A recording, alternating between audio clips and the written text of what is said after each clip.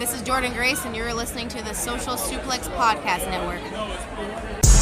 BWB, this is One Nation Radio. You better get it right. Rich Latta, James Boyd came to give them life. The Blackest Wrestling Podcast has come to kick all ass and drop it 6 feet if they kicking trash. Word, let me welcome y'all to something different. And if you dig it, man, you should let some friends listen. We be getting it in, this on the regular, dude. Ravish and flow, but this shit rude. See, James don't rap, so I had to break it down. The whole network, man, we coming for the crown. Raps in the columns, I keep them both covered. Making the beats too, so the listeners can bump it. Hit us with the rating, yeah, I'm saying it's a 5. Before you hit it, talk, bob your head side to side. It's One Nation Radio, and this is the beginning. It's Rich, and I'm here with James. It's time to listen to One Nation. We got to unleash the power of the pyramid. This is Mike Sempervive from WrestlingObserver.com. Check me out on Wrestling Observer Live every day. And also check out your boys, Rich and James, on One Nation Radio. This is Kenny Omega. We're listening to One Nation Radio. Check it out, guys. These guys know what's up. Big Kenny Omega fans. That's all it counts to me. Goodbye and good night.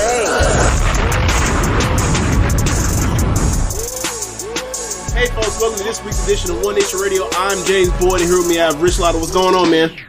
Nothing much, man. Nothing I can say can really top, what is going on in the world of World Wrestling Entertainment and their new deal they signed with Netflix. Besides that, just put out my song Enough. Just dropped like a little visualizer for it today. Getting the ball rolling on that. So you guys can check it out on my YouTube channel and all that. But besides that, what's up with you, man? Not too much. Actually did some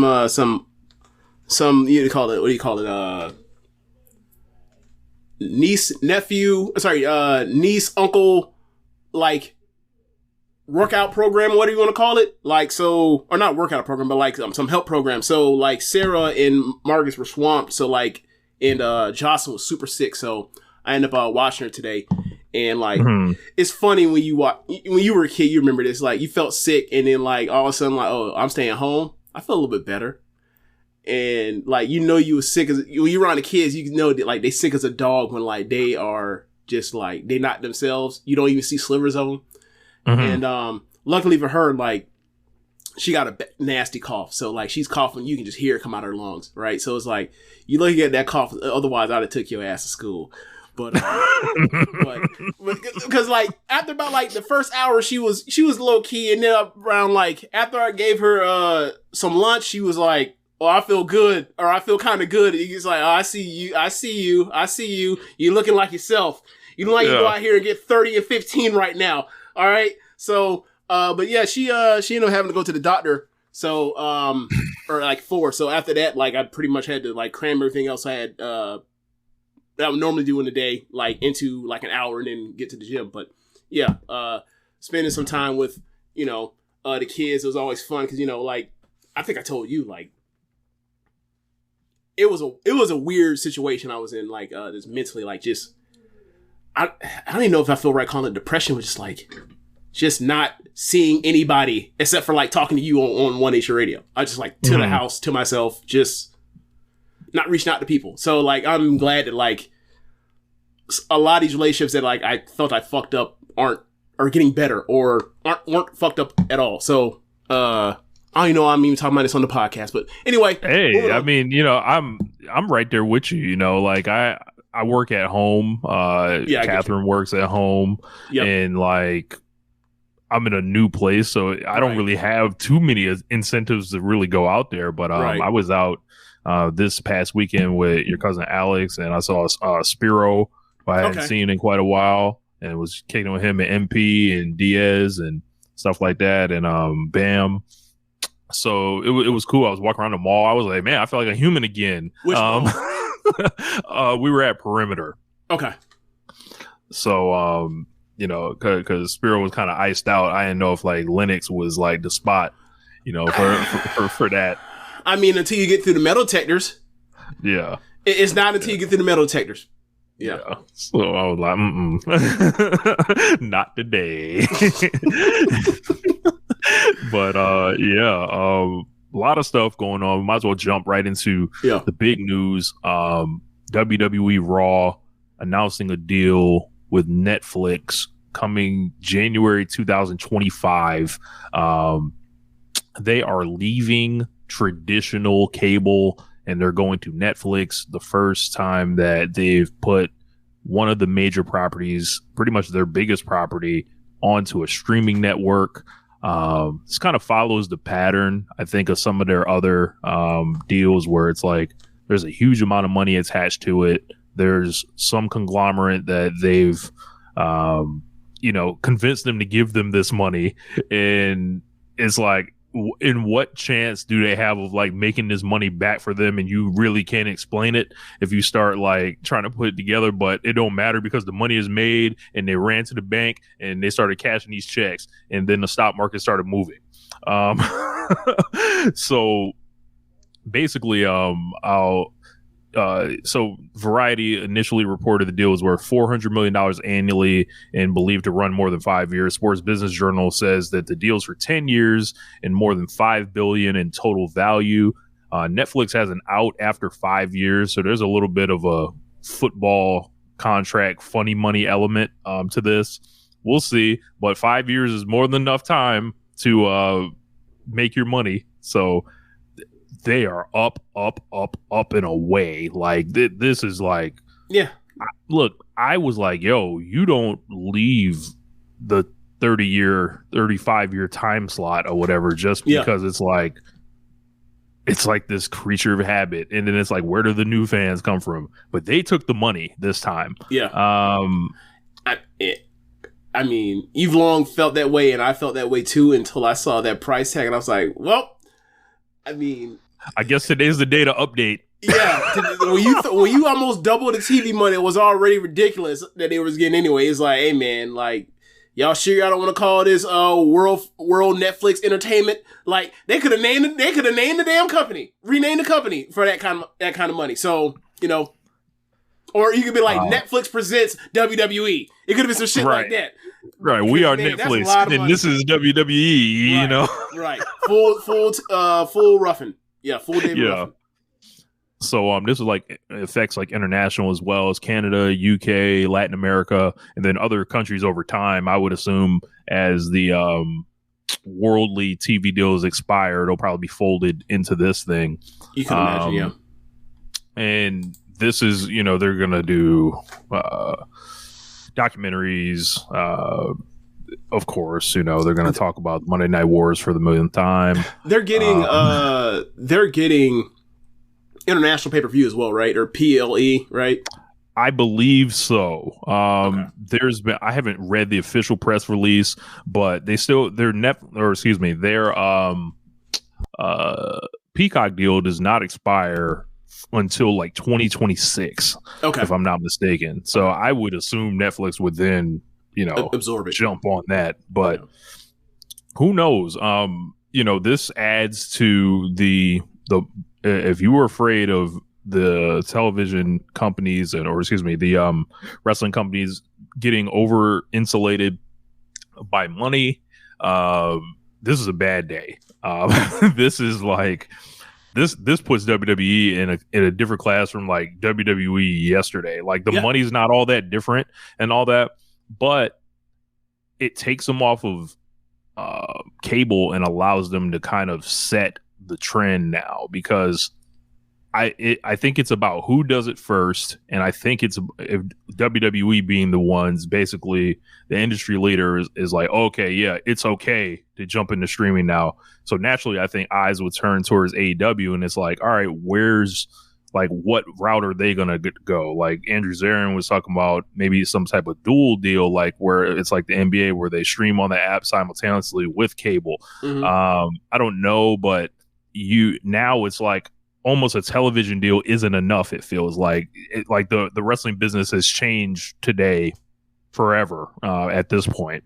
I can see that. But WWE is so singular. AEW too is, you can't have two things being singular. That's not a point. But like, they're so outsized from the rest of, what pro wrestling is, that it's like, it's kind of hard to tell. if this is a trend or not. And also, a lot of these places, there was talk years ago of like Lucha Underground moving to streaming. There've been talk about, they used to be on AEW. Netflix, have all the episodes. Right. So it's like, as far as like if they were ever going to get that new season, it never came when everyone got out the deal and got to NXT or AEW. So, I just, I'm not sure.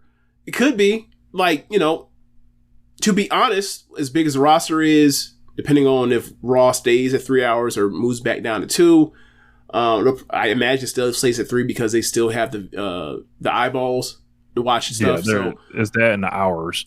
That's what I meant as far as eyeballs time, the watching time, because it's all about screen time for them. So like I imagine that like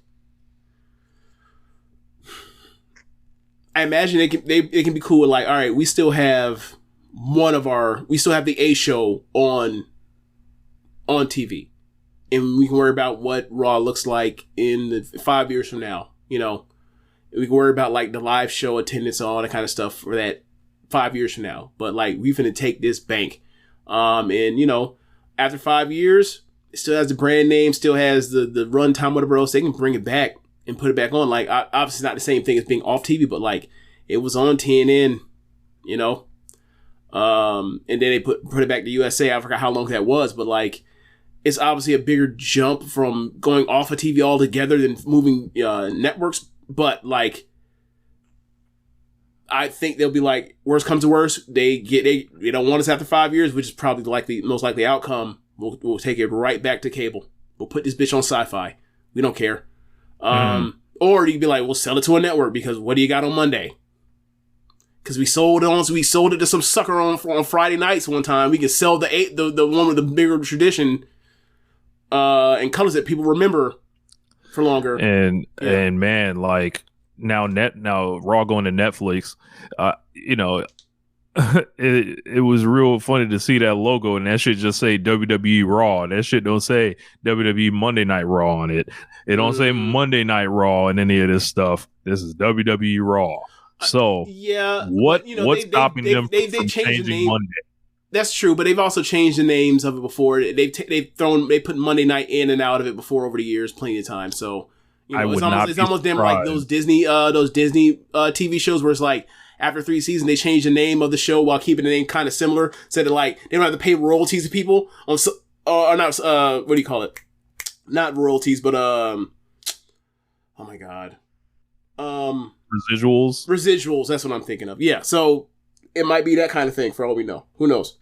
So they, there's been talk like of the start date for SmackDown, because when they go to USA, I don't think they're going to stay on Fridays or anything. There was a date that was looking like, maybe they move to a Tuesday, possibly. They've still got NXT also. To NXT on whatever day it gets. Yeah, and Raw, like, that's my original point, like, they can put them wherever the fuck they want. So I wouldn't be shocked if they're head to head with AEW at a certain point. Even though, I saw a lot of people trying to celebrate the demise of the ratings talk and stuff like that. Here's how it works. Because like AEW to a lot of these people shouldn't exist, and like they'll still have ratings. So it will still happen. It may not happen as far as the back and forth pissing contest between WWE Monday Night Raw went up against somehow like Monday Night Football got a good game for once, and like it's gonna suck for them. It's not gonna be one of those, but it'll still be the AEW did this, but never mind the part where like it was number 1 the demo. It'll do one of those again. It'll be that. It'll never change. It will reform in some bigger and bolder kind of way. And it'll evolve like Pokemon. If you thought that some of those WWE numbers that were coming off on Peacock, say, yeah, this is the, X amount of million people have watched Peacock. This is the biggest thing in Peacock history. I mean, it's like, all right, what do you compare that to? The Netflix press releases are going to be ridiculous. They're going to be like 15 million hours of Monday Night Raw were watched this past month. And it's like, huh? Like, and like all to prepare for outrageous lies. Coming from this shit. Rich, also, there is no way to check any of this. That's true. Also, the part that's like funny to me is like the ratings war shit's done with. I'm sorry, I thought that SmackDown was going to USA Network where they do ratings. So what? There's just less ratings, but there'll still be ratings nonetheless. So what are we talking about? Yeah. People it'll happen 2 times a week. Terrified of data. Terrified of numbers. 3 times a week instead of 4 times a week. That's what really is going on. Yeah. I think look, I'm sorry. I said, look, I didn't mess with the numbers when I pointed, but look, it'll be 3 times instead of 4. You know, people, if you watch on stream and be like, he put the wrong numbers up. Oh yeah, because this is the clip. Yeah, don't get me. Break the fourth wall. Yeah, don't get me. But I think if you're affiliated with WWE, you're in that board, and we'll transition that into the next bit of news because I find this hilarious. This is a day to be popping champagne, like Ron Browse used to say. Bro, like I know we had talked about the group chat. It's like, yeah, they should have fired Vince like 10 years ago and stuff like that. And from a creative standpoint, shit, you could probably go even longer than that. Mm-hmm. But now it looks like from a business standpoint, I don't know if it was necessarily Vince holding them back, but he damn sure wasn't getting them in the rooms that Nick Khan is, and whatever the hierarchy is right now. Yeah. I think I said it to you, but just based off of the TV deals that Nick Khan has gotten for SmackDown and Raw, the last go round, and then this go round now for NXT, for SmackDown and for Raw this time, people talk about putting executives that are not Vince into the Observer Hall of Fame. Nick Khan kind of has to go in unequivocally now. There's nothing to debate. He signed the most lucrative TV deals. How many in the top 10 are him? Are all of them him at this point? It's yeah, man, he's got to go in there. He's Patrick Mahomes of this shit. We ain't never seen nothing like this before. So bro, this man walked in and was like, "Yeah, we about to switch all this shit up." Yep. And this would not be One Nation Radio if I didn't float some conspiracies. Oh, here we go. I just want to know who snitched on Vince. Because I feel like I can start pointing fingers. I mean, I feel like look, it was the call came from inside the house. Well, okay, so snitch which time though? Which time in particular are you talking? I mean, when he got the doors, there's a few elements. So the sexual misconduct. When they kicked the doors, yes. Sexual misconduct. All along somebody knew where the go ahead. Somebody knew where the bodies were buried. Right. The Triple H, Stephanie departure, re-arrival, Vince McMahon vote off and back on the island. Yeah. Who did this? There's only 3 people. Yeah, so I think, after seeing the maneuvers of him reinstalling himself, Stephanie being sent out after being an award winner for her work and everything, it was always, for me, it seemed like most logical conclusion was Stephanie and Hunter both tried to get him out of there and it didn't work. And they were about to be ousted, and then luckily, everything else happened, and then Vince sold his company, and he ended up falling out of favor after selling his company because he's incompetent at his job at this point. So yeah, that's kind of what it is. I think he had to know though. I think him selling the company was you are going to basically eat the shit essentially. You can't run this anymore. However, Triple H will come back. We'll allow him back. Basically, Stephanie, you're going to step because maybe you were ready to go anyway. And basically, I'll sell or whatever, but I'll return to rehab my image or whatever. I think there's a bunch of nasty shit that we will never know. Unfortunately, because someone's never going to write a book about it. Right. I wish they would. NDAs. Yeah. So, man, there's definitely something to that. There's definitely some secession going on backstage. It's been going on for the last couple years there with all this stuff. So yeah, definitely, absolutely. Yeah. I mean, you can go back further than that. You can go back to 2019 when Vince set Triple H up for that L. Yeah, we're gonna put you on 2 hours ahead of time to go, and we're gonna leave you in the LA Fitness to go against Chris Jericho and Kenny Omega and Dean Ambrose. I'm sorry, John Moxley. Yeah. Good luck. Good fucking luck. Yeah. But it's a big day in WWE history today. So they're out of reach. Like they're so big business wise. Like, it's like. That was the thing that was always so funny to me, was like when people were like, yeah, can A, when the ratings were close or whatever else, or the demos were relatively close, it's like, can AEW surpass WWE? No. That's not like that's not the arena they're competing in. Like if it gets close on the ratings or whatever, like they're competing for the creative aspect of this shit, the shit that we care about as fans, like what's better, different stuff like that. And you can talk about which side's better all you want or whatever. Rich, but like in a business sense, this shit is a fucking like WWE fucks their way up into making money. So like it's AEW started 1/13 the size of WWE. Like, I don't know what you thought this was going to be in like 5 years time. Like, what were you thinking if you thought they were actually going to, like, this is going to become some Nitro Raw thing where like Nitro is going to beat Raw for 83 weeks or whatever else. Like, those companies are actually close. These aren't, or relatively close. These aren't. So it's just. Nah, never. I never entertained this. I'm watching AEW because I think it's the better TV show, and in WWE, while still being a better product, or TV shows today, it's still like there's too much stuff that's really good around the world for me to spend my time plugging 3 hours of my life into at this point. I can watch the big shows. I can watch stuff on YouTube from here and there, and if something happens, I can be interested in a match or whatever else that's great that I hear good things of. But like outside that, I just can't do it. So yeah, it is what it is. Like, there's nothing wrong with WWE as far as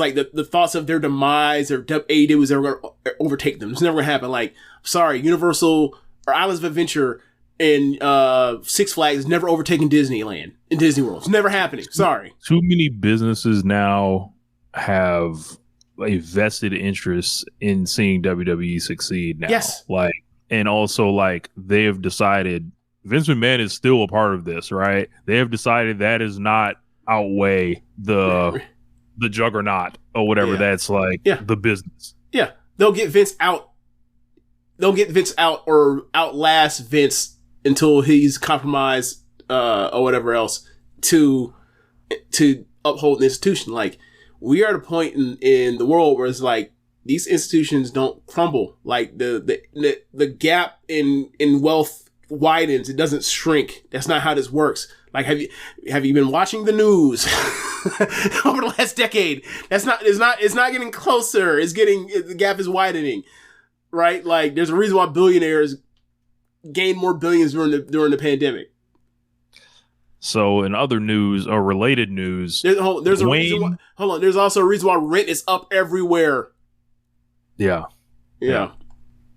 So in other news, related news, Dwayne Johnson was named to the TKO board of directors, and he's regained full ownership of the Rock nickname as part of the deal. James? Yeah. Do I switch now? Go ahead and switch. I'll go ahead and switch. All right. Yep. Yeah. So, this thing, I found this funny for lots of reasons. One of them, Triple H is now the owner of D-Generation X. Two men who tried to undermine The Rock is. him. He said the Rock is. Excuse me. Yes, The Rock is the owner of D-Generation X. Yeah. Two men that tried to undermine his career from the day he showed up. Petty rivalries, jealousy, bullshit. When they walk in, they need to address him as Sir. The Rock, Sir. Mr. Rock. Pick one of them. I don't care which one. You know, they This is funny. Like, and this comes kind of as Rock is seeing his Hollywood days. I think it's fair to say we've seen the peak of the Rock in Hollywood.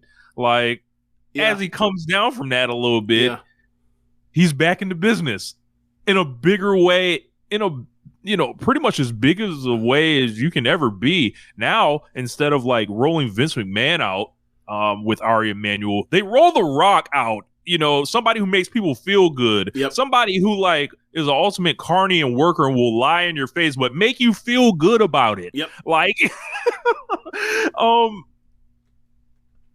this now, Rock's, I think, 53 years old. Of course, there's been the whole thing with him possibly, wrestling in the main event this year. I'm here to tell y'all, and we told y'all before, he's not showing up for no Australia. Like, yeah, that came out last week, right? Yeah, man.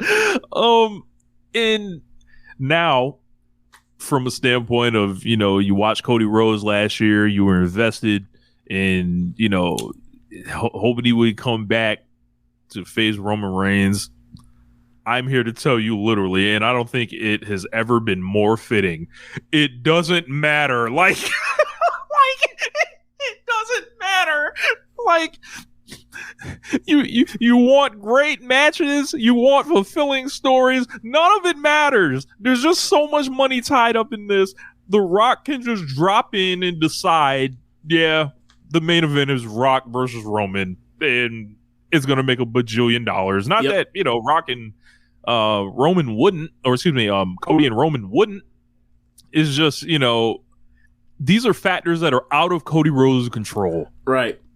Like, and he has like, Cody has like, it's funny because Cody left AEW more or less because like CM Punk took his spot, and then like he showed the WWE.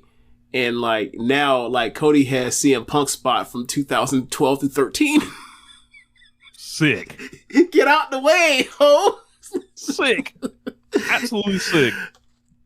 Hey man, like Cody is a terrible politician, bro. There ain't no politicking this. There is not a soul. There is not a soul outside of maybe Stone Cold Steve, instead of Stone Cold Steve Austin that would not have gotten moved out the way for The Rock going into WrestleMania 40 against the main event. Not a soul. So like, it don't matter how much you like him. It's a business decision that you just can't do it. And we've dealt through this with Rock a decade ago with CM Punk, literally. Like, so,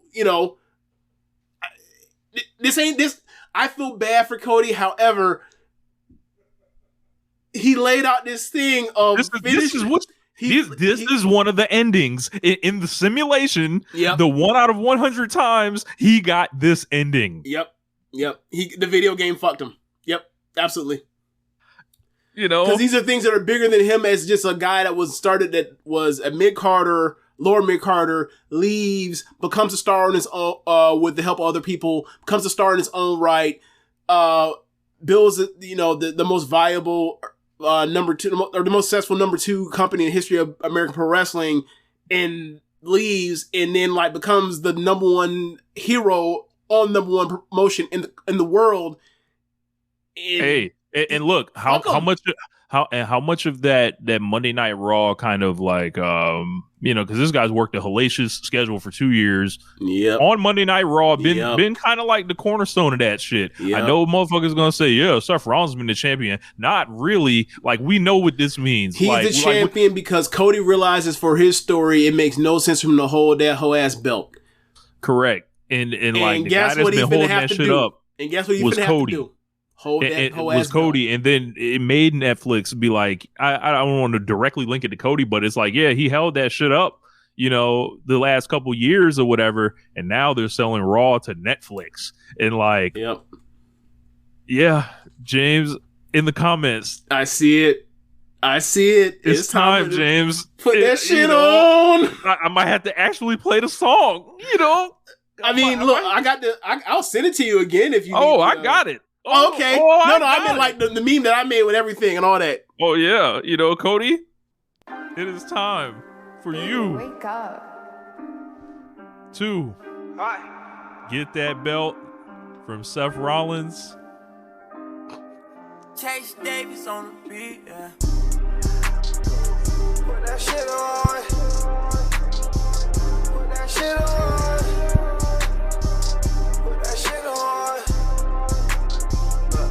Yes. Somebody check on Teal Rhodes. Somebody check on Brandy Rhodes. Somebody check. Stop. Don't go further. On Dustin Rhodes. Okay.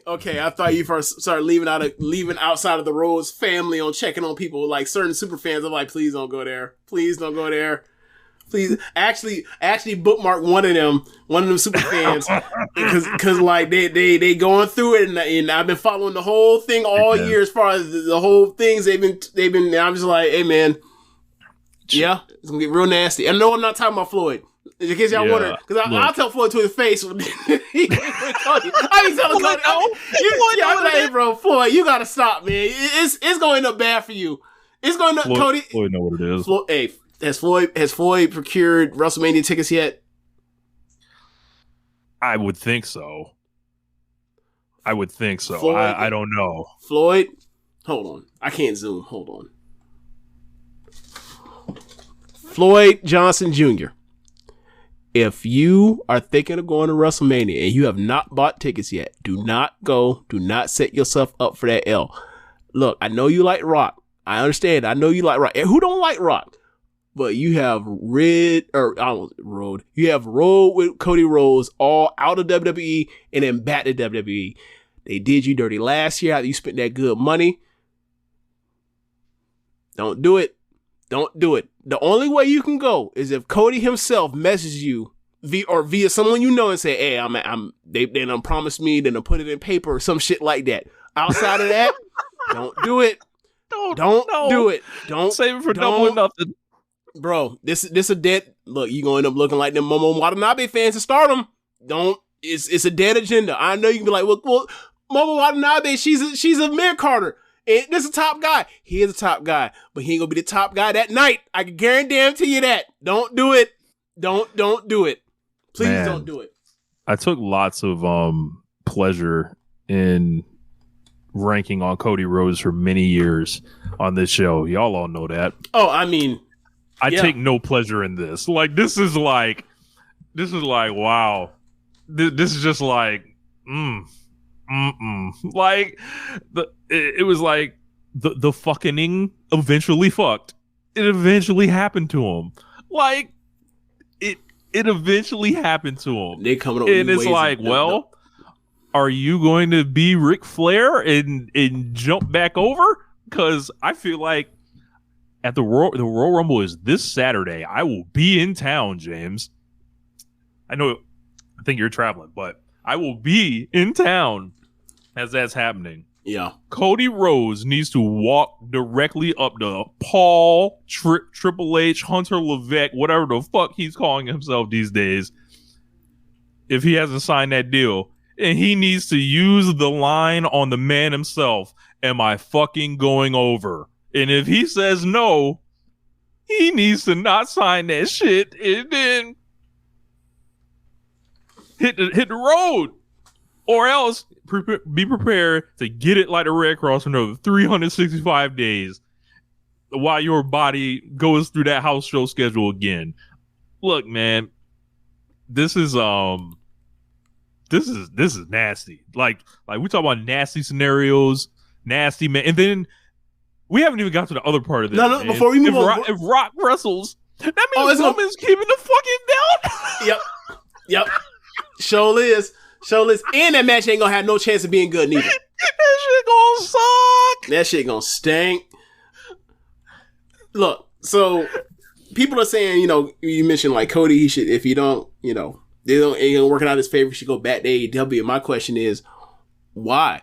Because like last I checked, if he can't be the world champion in WWE, he can't be the world champion anywhere because he shot that stupid fucking angle in AEW in his first few months in the company on Dynamite, and it ruined his chance forever. And then he said, I want to finish the story.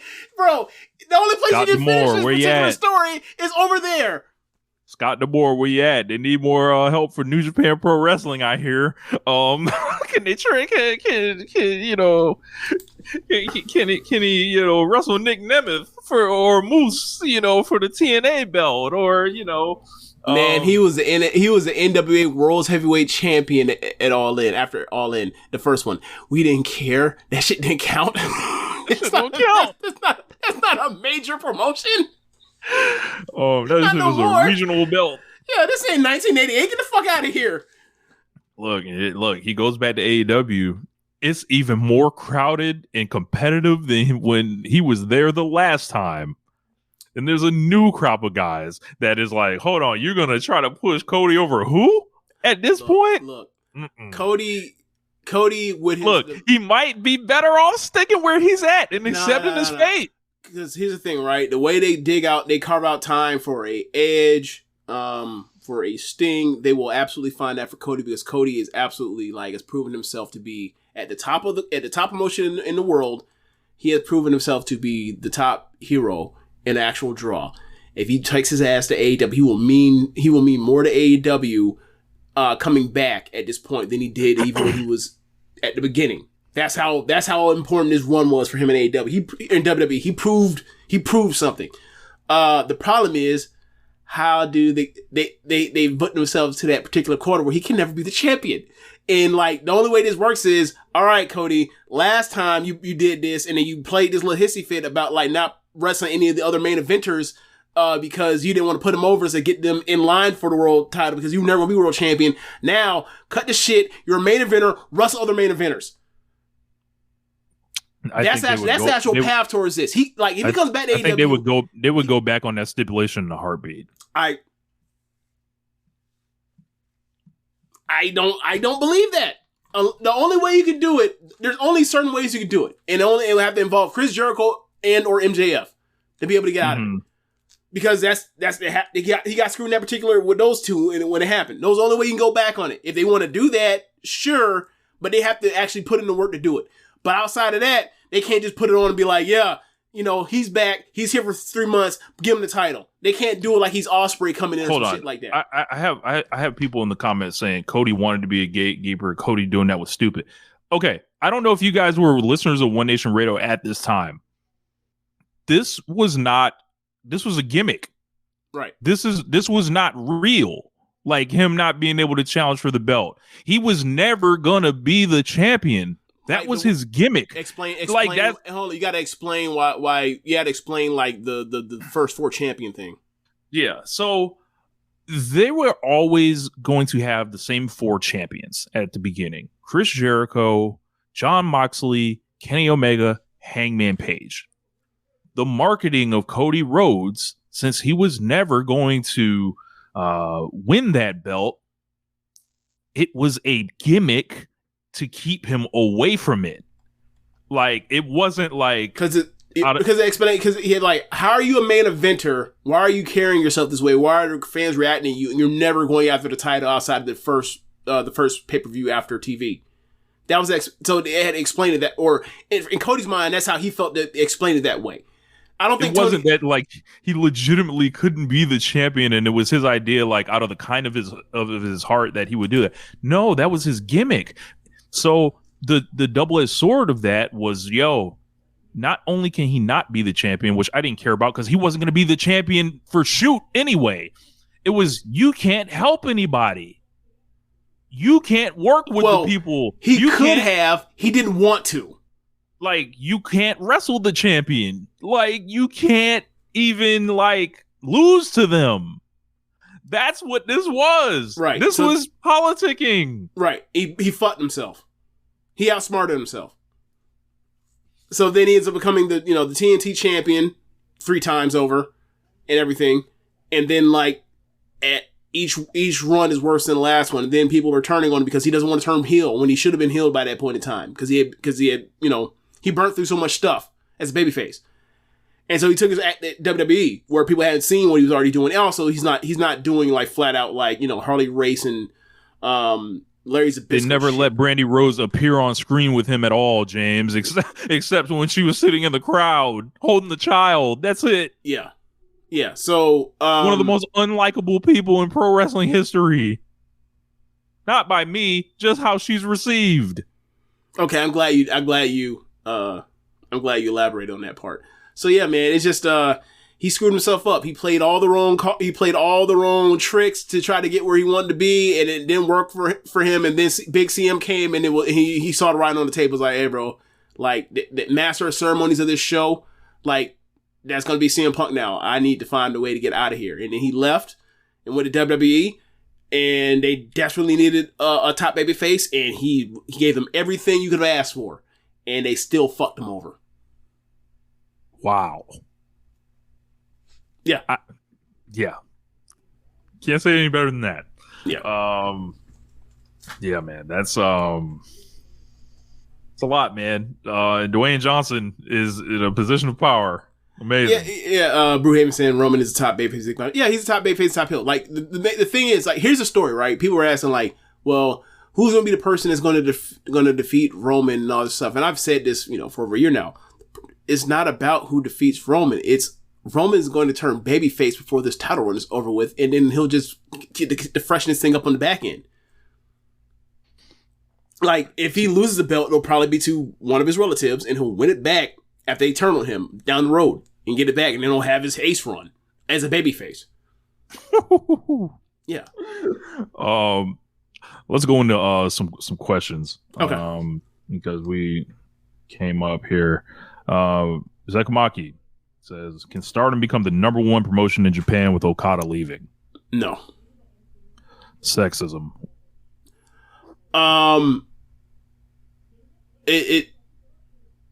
The gap is too it's too outside. It's like asking AEW to overtake WWE.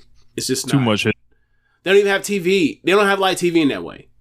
They're not on TVSI, right? Or NTV or whatever New Japan's on right now. They don't have live TV. They're on some select stations running their recap show, the weekly half-hour recap show. And I'll say this: if Okada leaving is a tipping point for you with New Japan, like, Stardom's under threat of retirements, exoduses at like all times. At any point. Like this, at any point. This can be a different promotion inside of 18 months at a given time. Right. Like, Rich, like, what's today? The 23rd. Yeah. So today is like is Stardom's 13th anniversary, which means Mayu's 13th anniversary. How much longer do you think she's going to do this? Maybe I don't know. She seems like a sicko. So, like, that's true. If she were there, I've been wary that she may retire for about 3 years at this point. Same for Tam. That doesn't include like Shuri or Julia or Kamatani go to America or something like that. Like, that's always at play, so it can happen anytime. Obviously the money's really good, but it just happens in Joshi like that. Black Saber Jr., what's going on? He said, hope everyone's doing well. Hope y'all enjoying the nice weather down there. Must be nice. Anywho, hold on, sir. It was 14 degrees this week in Atlanta. So say that for James. Yeah, right now, let me look at the weather. Right now, it is... I was miserable. God damn it. Right now, keep in mind, it is 10:42 at night. Here, it is 6 degrees. Ain't that bad. That's great. Forget ain't bad. That's great. Yeah. He says, do you believe Micah will still be the red belt champion by the time Stardom's USA show happens in April? I'm going to say yes, because the big show, the All-Star Grand Queendom, is later in the month. So I'm going to say yeah. I'm with James. Second one, which good hand mid-carder has a better chance of winning singles gold in their respective companies? Trent or Hazuki?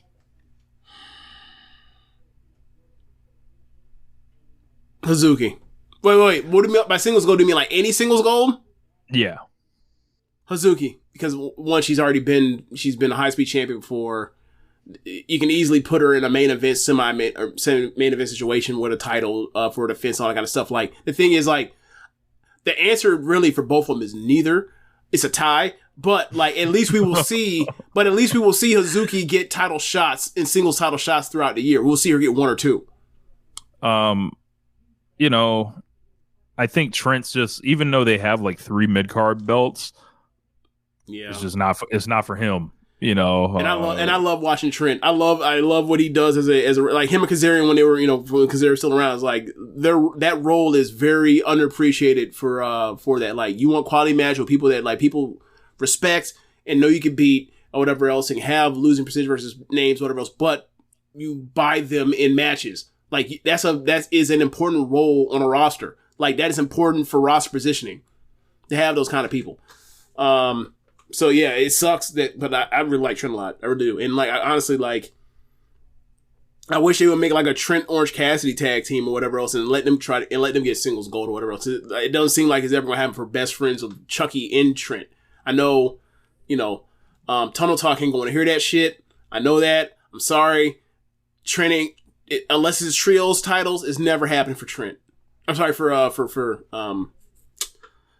almost called him Kingston. My God, for the Kentucky Gentleman, never happened. So kind of a weird question here. He said, if Ospreay's the number one wrestler in the world, who's the fourth best? The fourth? Okay, Omega, Okada. You would throw Shingo or Danielson? Danielson or Shingo? Or do you want? Or you tell me who do you think you're for? Man, I would say Ospreay, Kenny, Danielson. That fourth one is kind of a lot. Hangman, Walter. I'll go Walter. How about that? Okay, so for me, I'd go Ospreay, Okada, Omega, and those are the top three, and then the fourth one's either Danielson or Shingo for me. Yeah. King Dom Homie says, where does Ben... Hold on. We don't watch All Japan. Sorry, Kento Miyahara fans. Yeah. Sorry. Yeah. I know. Sorry. I don't watch him. I've only seen him wrestle like twice. Sorry. Look, and I love Katsuhiko Nakajima the times I've seen him, but I haven't watched enough of him. Dom Homie 101 says, where does Ben Simmons rank in all-time finessers? And is he in the running for this year's Keiji Muto Finesser of the Year award? So I don't think we ever voted anyone that wasn't in the realm of pro wrestling, so I don't think that'll be it. Shit, that would be funny. But it's funny, like, I didn't even think about Ben Simmons until, like, in relation to this, but, like, yesterday I sent you a message that was like, they talk about Hoodie Mello, Untucked Kyrie, and I was like, what about new team James Harden? And it made me think, like, forget that. What about, like, off-season workout Ben Simmons? Oh my God. Cell phone recording Ben Simmons. Found footage Ben Simmons. Unreal. Yeah. Yes. Out here embarrassing Sir Sam, embarrassing Joe Saba. No national pride for that guy. Australia's biggest disappointment. Yes. He's an all-timer. I think he's only played like 4 games this year, if I'm not mistaken. This guy he's a man-made, self-made tragedy. Yep. This is his fault. It's all in his head. So, we were talking about this with what made us bring up the Russ Walker thing the other day?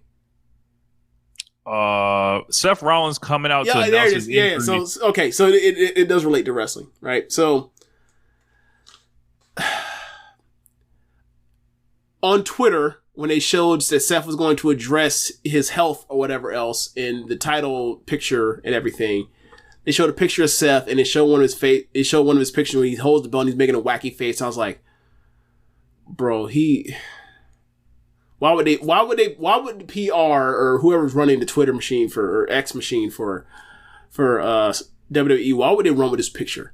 Like, he's a champion, he has to address his future, he's making a hoo ha ha ha ha ha ha face. I'm like, oh, come on, man. Come on. So I just said that just like, as far as the picture, like, bro, it's kind of a somewhat serious thing. I know it's a fake wrestling show, but still, like, someone's injured, the belt's in limbo, people care about the belt, blah, blah, blah. So not only did they go further, Seth doubles down. He comes out there in a lime green suit looking like a backup dancer in the Chris Brown Yeah x3 video. YouTube it. There's a motherfucker in there with that same fucking suit, except it's shorts instead of the long pants. I swear to you. So, and he's white. Yes, and he's white. Anyway, so then he comes out in the ring, and it makes it better. Like, he has the knee brace outside of the suit, and I was like, man.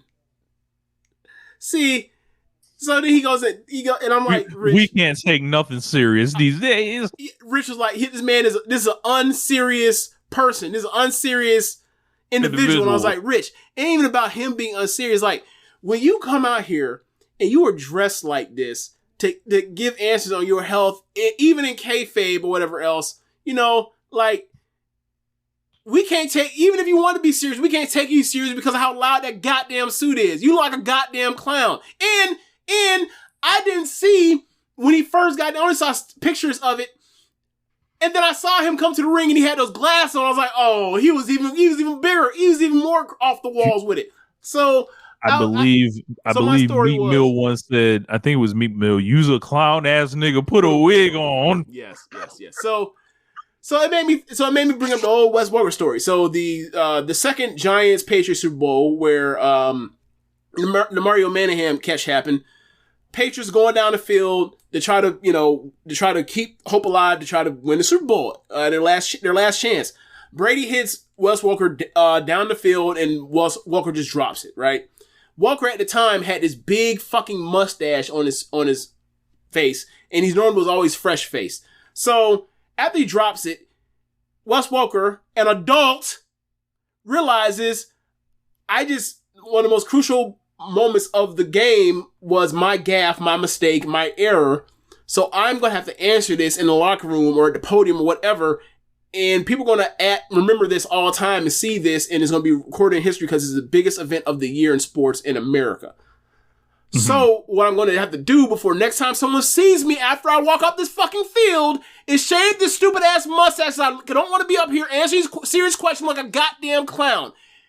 Because even the motherfucker that made them foot jokes about Rex Ryan realizes he has to be serious at some point.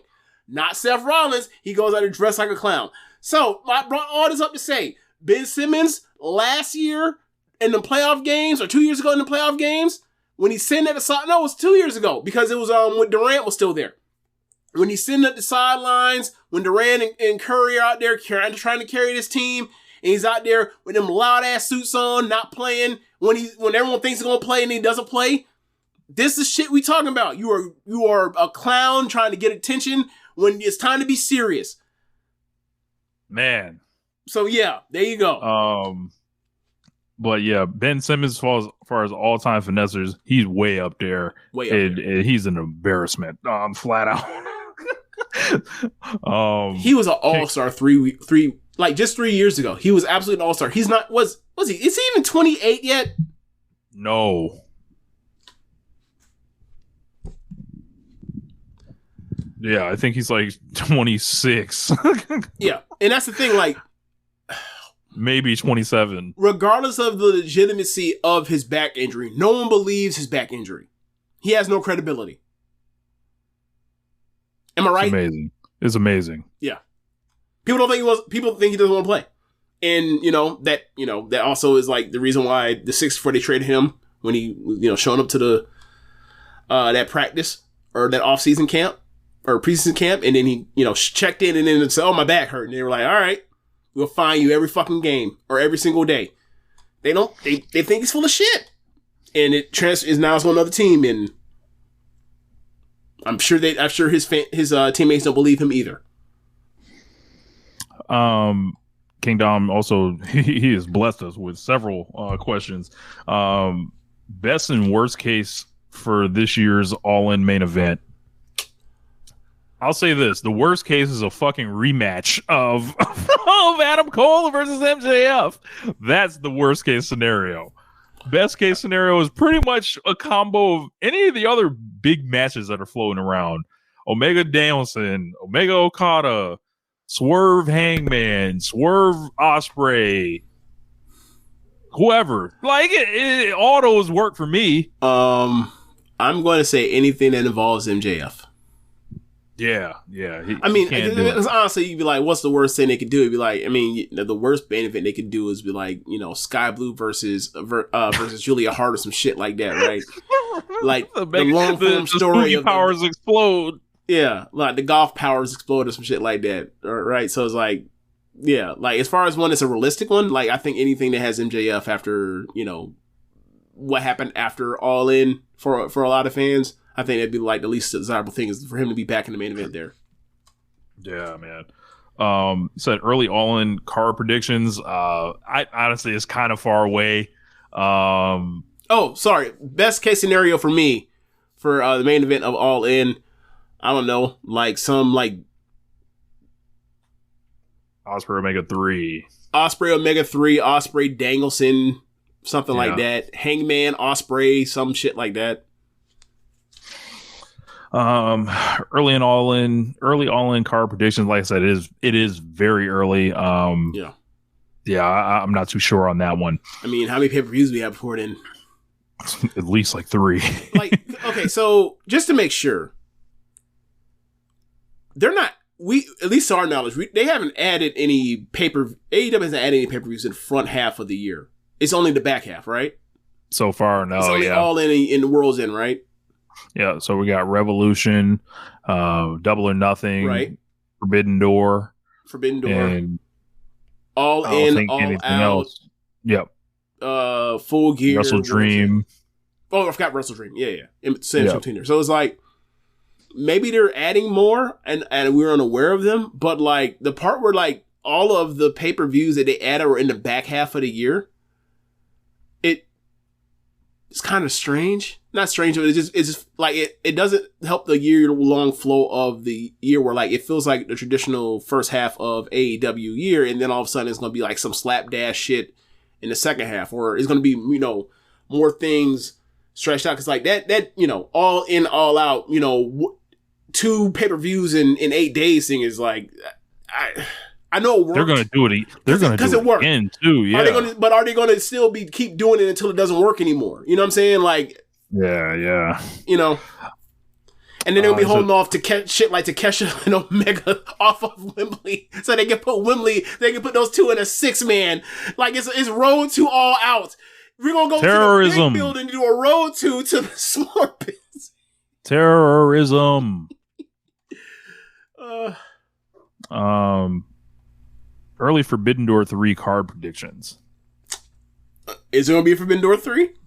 Yeah, there's gonna be a Forbidden Door 3. Why? Is this gonna be like the? Hold on, Rich. Are they gonna do it like?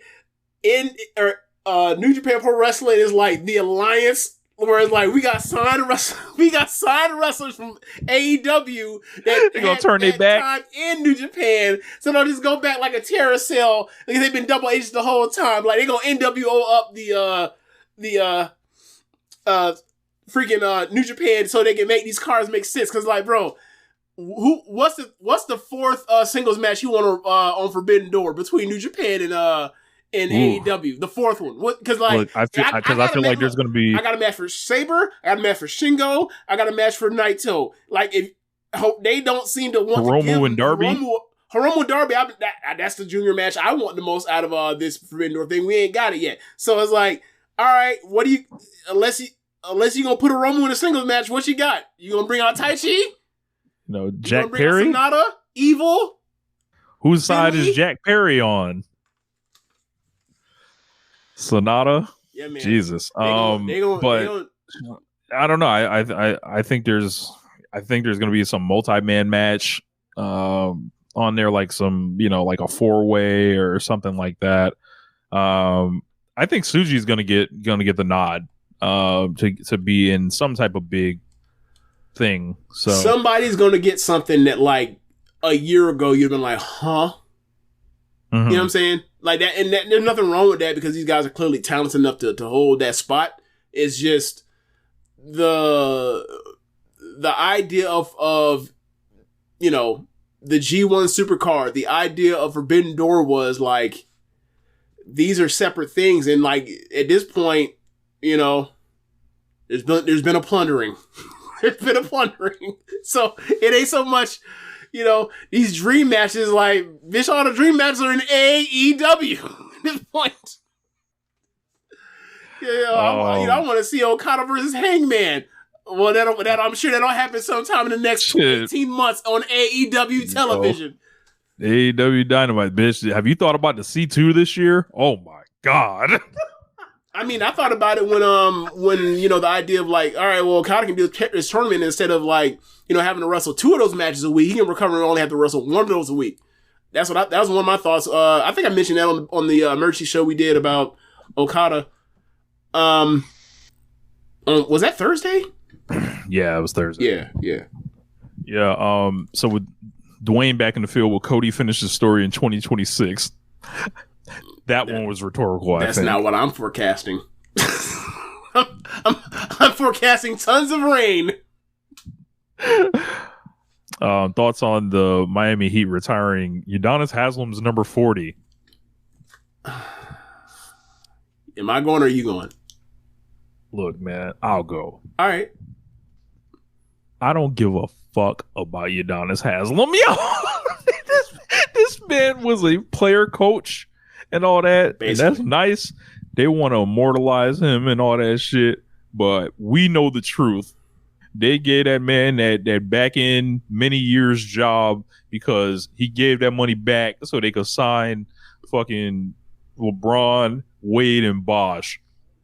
Yep. And also there was also either at the same time or after that he took the pay cut. Because this ain't aspirational. There was a Nuggets deal on the table that was big money that he actually turned down at some point in his career. Like, this ain't aspirational. Like, all right. So I know it's funny because it's the latest one, but the way the NBA is different from the NFL, where like you have a ring of honor for your team, and you have put in like some of your all-decade players that you remember, right? Like if you're a Tampa Bay Buccaneer, right? So a name will come to mind will be like Mike Allstott, right? Or if you're or if you're a Broncos fan, you'll think of someone like a DJ Williams, something like that, right? So. But they don't give numbers out and retire numbers that often in the NFL because like there's so many players that you end up having shitty numbers left. But with basketball, pretty much any number 1 through, or at this point 00 through 45 is a number that's okay looking. So or 35 honestly for basketball. So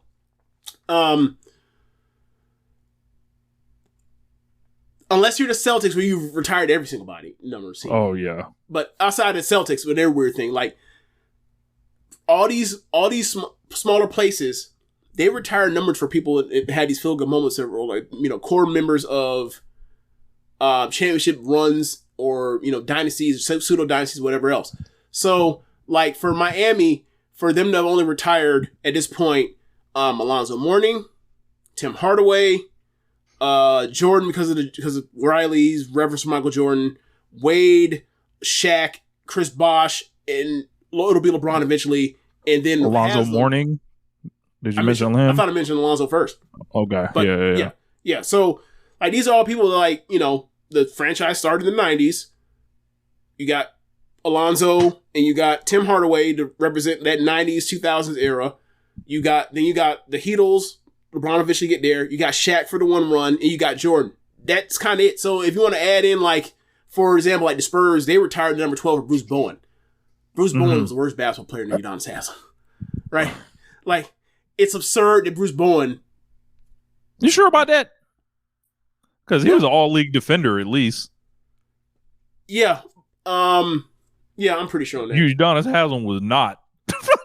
He was not a rebounder. He was not a. He was a glue guy. Yeah, but here's what it comes down to: would Bruce Bowen ever got more than a mid-level exception? No. I don't know. Just based on how the league, like back then, how they were paying people, I don't think if it was today, he would have got paid nowadays. Rich. We don't have to pretend like they're in different eras. They played together in the same league. Nah. No, like the salary structure that Bruce Bowen was playing under after Bruce Bowen was not playing after 2016 when all this TV money flowed to make these contracts ridiculous. Right. But Dwayne Wade, but he won a title in the 06 Heat. Like, what I'm saying is this, Rich. Like, I'm not accounting for what the number looks like. I'm talking about like the percentage of the cap. That's what I'm not talking about what the number is. Obviously, numbers will look out of whack. But I'm saying like, I was saying somebody would have paid like the equivalent of Bruce Bowen nowadays would have gotten paid like relative to what or more than like what Bruce Bowen of his time got just because of specialists and 3-pointers and the value on that. Like we see Duncan Robinson get paid like $90 million or something like that. Like Bruce Bowen could make threes and he was a, all league defender. I'm going to say maybe because you're forgetting the part where like in this day's era, he got suspended a lot more. For doing for all the shit he doing, putting his foot under people's ankles, Vince Carter, T-Mac, Ray Allen, and doing all that dirty shit or whatever else. He'd been throwing like so many games doing that stupid shit that he got away with back then because we let people like be goons on that kind of shit now. So yeah, like it's a trade-off.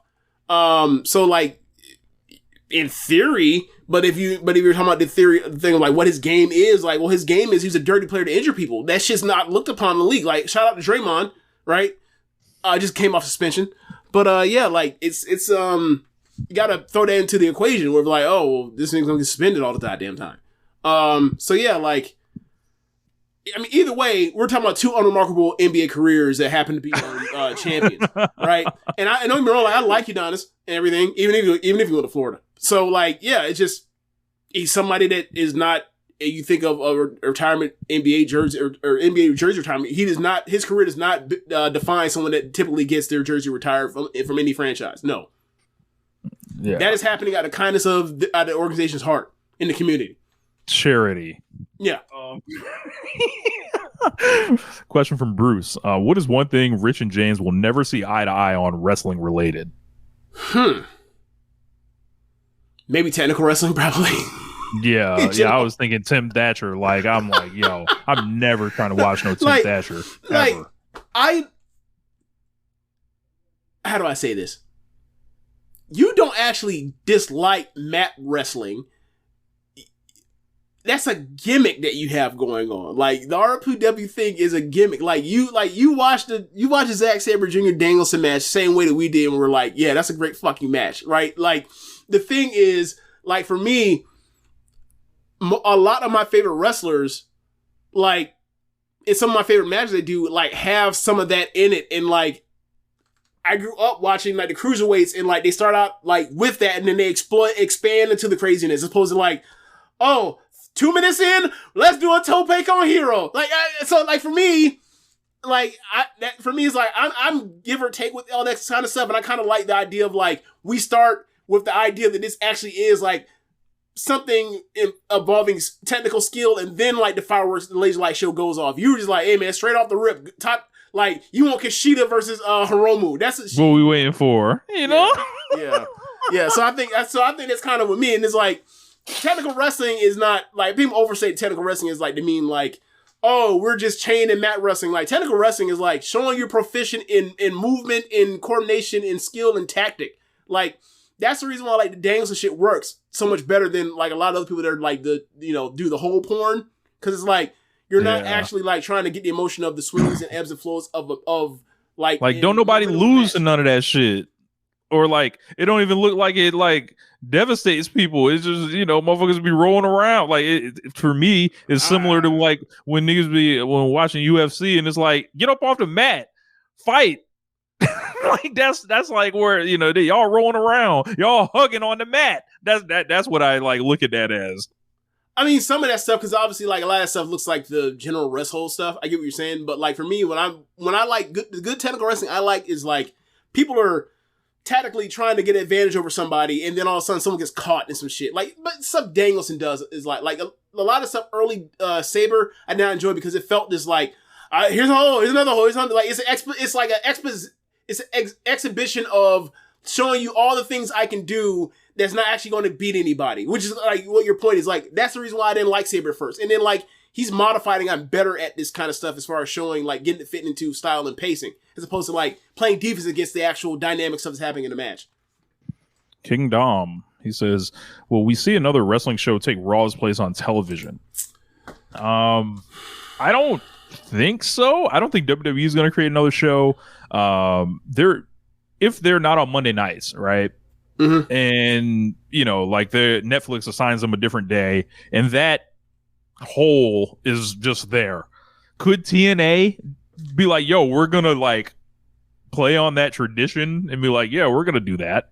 They could. I could see them doing that. Yeah, sure. Why not? But I don't think Tony Khan's going to do that because obviously Monday Night Football, and they're not going to do that. I saw a lot of people suggesting to move Collision to Mondays, and I was like, the only reason you're suggesting this is because you like that Collision already reminded you of Monday nights anyway. In the first, CM Punk isn't around anymore, so that's not even a thing anymore. No, that's the only thing. Yeah. King Dom, does anybody believe the so-called reports of Okada to NXT? I'm glad you brought this up. Monthly Puroresu is not a news source. This is like a fan blog, and like I saw people just picking this up, celebrating. Motherfuckers that like should know better. I'm like, all right, man, y'all gotta like do better, man. Like, just wait. That's all we gotta do. All we gotta do is wait. Like, SRS will have this shit, Dave will have this shit, or the company will announce this shit. Yep. Or fucking Zarian will give it to us somehow. Yep. That, you're right. If it's not them, or Super J-Cast, or like me at times, if it's not those people, just wait. King Don said, "What is the lasting legacy of Okada in New Japan Pro Wrestling? Favorite matches, moments, and rivalries?" We kind of did that on that 45-minute show. But for me, he's the greatest champion. Like that reign is like comparable with the Kenta Kobashi title reign. And he it was like there was Hiroshi Tanahashi. Then there was Kazuchika Okada, who revived New Japan Pro Wrestling. That's what it is. Yeah. For me, he's the greatest pro wrestling champion I've ever seen. The 2016 to 17 or 2016 through 18 run was just unbelievable. So, favorite matches and stuff, like, the Okada Omega 1 and 4 are the two best pro wrestling matches I've ever seen. And that's the same reign. The Shibata match is also like in the same reign. That's an all-time match for me too.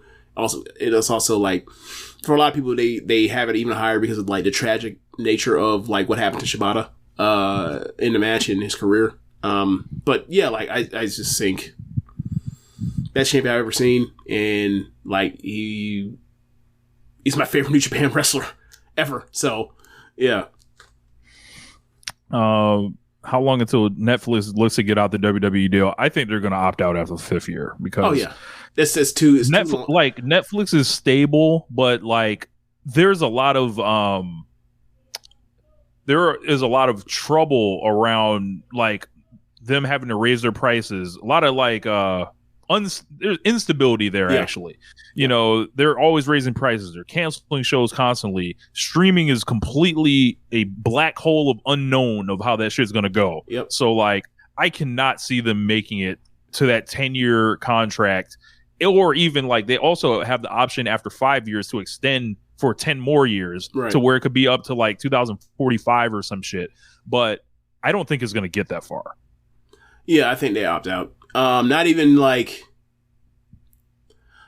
say that like WWE is going to underperform, but like they might opt out just to get out of not having to pay another fight, because as you mentioned, like the uncertainty of what a half decade from now is going to look like as far as TV and streaming and Netflix and them always wanting to cut costs and cut shows, good shows, shows that people watch. And you can play like recent history, like of the masters of WWE, like they have, whatever the reason is, they have jumped out of these deals early. So like whether it's the underperformance on Fox, but this one, I think, as you mentioned, it wouldn't necessarily have to do with WWE, but I don't see how WWE, like, because there's like a whole thing with the ad version and all that. Like they have to drive them to us. Like, how does WWE be like, all right, we were responsible for this? Maybe we'll get the answers on that. Maybe we won't, but I don't know. Rambones, what's up, Rambones? He says, what do you think is a realistic ceiling on Okada in a televised American promotion? Is he a top guy based on his work rate, look, and physical charisma, or will the lack of fluent English keep him as an upper mid card attraction? And where do you think Okada lands? Well, I think this answer depends on where he ends up. Because if he's in AEW, he will be an AEW World Champion, unquestionably. It'll happen. Within 18 months. Now, if he goes to WWE, I think the ceiling is still there for him to be, he can win the fake belt. That's what I'm saying. Like worst case scenario, I think the floor is he ends up with that belt that Seth has. That's the floor. So like, these are not bad options he's choosing from, like where it's like some doom and gloom situation. Like outside of the idea of like Okada is no longer like one of the 10 best wrestlers as far as in-ring performance year in, year out, like clockwork that we've seen, this almost decade at this point. Like outside of that, as far as presentation and kayfabe and where he'll be presented and how he'll be looked at and how fans see him in either promotion, he will be a main eventer anywhere he goes. But the idea that like, will he be the final boss of the wrestling universe in WWE? I have my doubts on that one. He's not the top guy in either promotion. Like it's just not gonna go that way. Yeah, and that's fine. That's fine. I'm pretty sure he goes in there knowing like, I'm not gonna be a bigger star than Jon Moxley or Chris Jericho or Kenny Omega. Megan Dan should be champion. That'll definitely happen. Keem, tough question from Keem. Name the 12 you want this year for this year's C2. Ooh. Man. Okay, so the dream scenario or the realistic scenario where they're going to put in like mid-carders that have good matches? It. Let's do the dream scenario. Why not? All right. Okada, Omega, we get Danielson to not retire. That's 3. All right, Paige, Moxley. Yep, that's 5. Okay. Takeshita. 6. Phoenix. 7. Where do we go from here? Swerve. Yep, Swerve. Did you say Osprey already? No, I did not say Osprey. That's 9. That's 9, so 3 more? Yep. How do you feel about Orange Cassidy? Sure. Okay. Is Eddie Kingston... Kyle O'Reilly. I mean, if he's going to be healthy, sure. Darby Allin. That would be fun. And Eddie Kingston. Yeah, Eddie Kingston and the Defendant. Yeah. That's 12? I think that's 12. That's 12. That's not necessarily... I don't know if that's necessarily, in my opinion, like the 12 best wrestlers in AEW, but like that's good. That's damn close enough. Yeah. Man. Woo! I gotta say, that'd be funny because like if that lineup happens, like Eddie Kingston's gonna be out there going from winning the damn thing to going out there with what 6 points and out the tournament. It's gonna be a different year. It's a whole different year. Like this man aged like a dog. We didn't even mention like Bandito, right. People like that. Like Roosh, that's another good one. Yeah. Jesus. Yeah, man. Penta didn't even get discussed. We mentioned his brother. Penta didn't even get discussed. He also says, do you think it's time for Starlight Kid to ascend to the next level already for one of the top belts and not just as a one-off like her match with Sayori, but as a consistent mainstay in the top scene? Yes. Yeah, we've been saying absolutely. This, what are we waiting for? Yeah, we've been saying this like 2021, 2022. Like after Azumi and Starlight Kid have that first high-speed match that went the fuck off, and it was one of the best matches of the year in 2022, and then they did it again last year, and then you see the matches that Starlight Kid has with Julia. Like, and you see the amount of merch she sells, even while being in the heel faction, it's like, all right, what else does she need to prove? Like, we know she can wrestle a main event style. We know she can wrestle a heated rivalry type of thing. We know she has this huge storyline with Mayu. We know she knows she has these ties with Tam Nakano and Julia because of the groundwork has been laid over the years. There's like the idea that like that Ano can come in and and Mirai can come in and be the white belt champions, but not Kid is like, the only explanation is there's something planned and guaranteed for her down the line, or like it's flat out like you signed with us or you came into the company in 2015 and we're never pushing you because you're old. But if you came in, you're as yourself today, you'd be the top star in the company. Like that's it.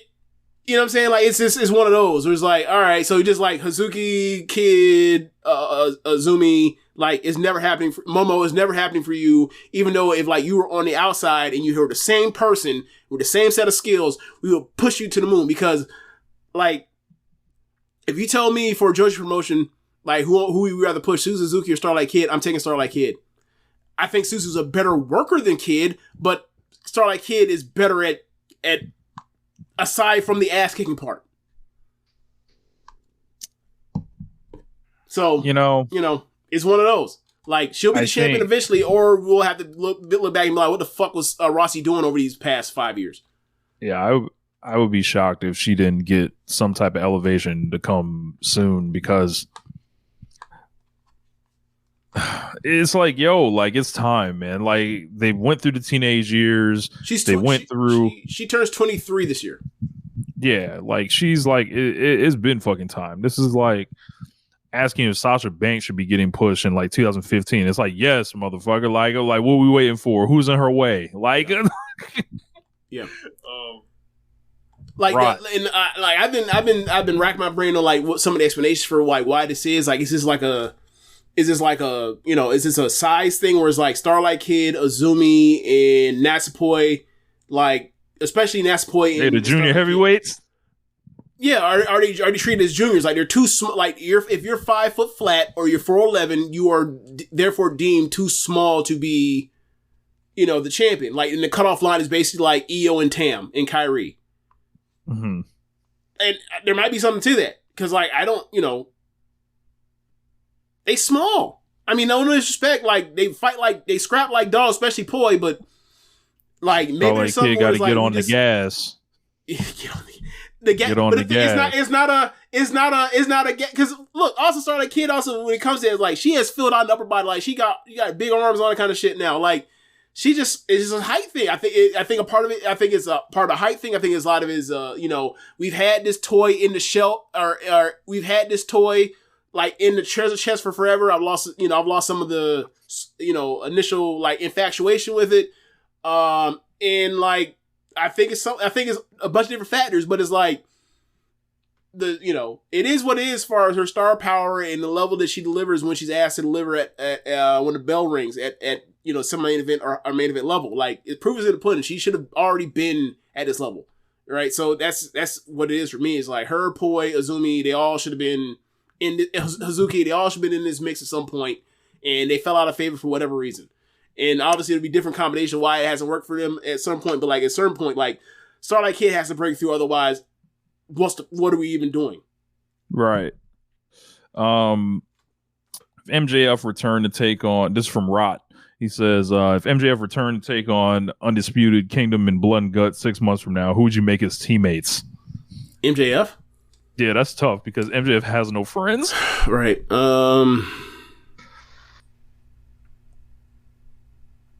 Maybe he can ask the rest of the pillars for help. That's gonna happen. That's exactly what's gonna happen. Fuck. I don't want to.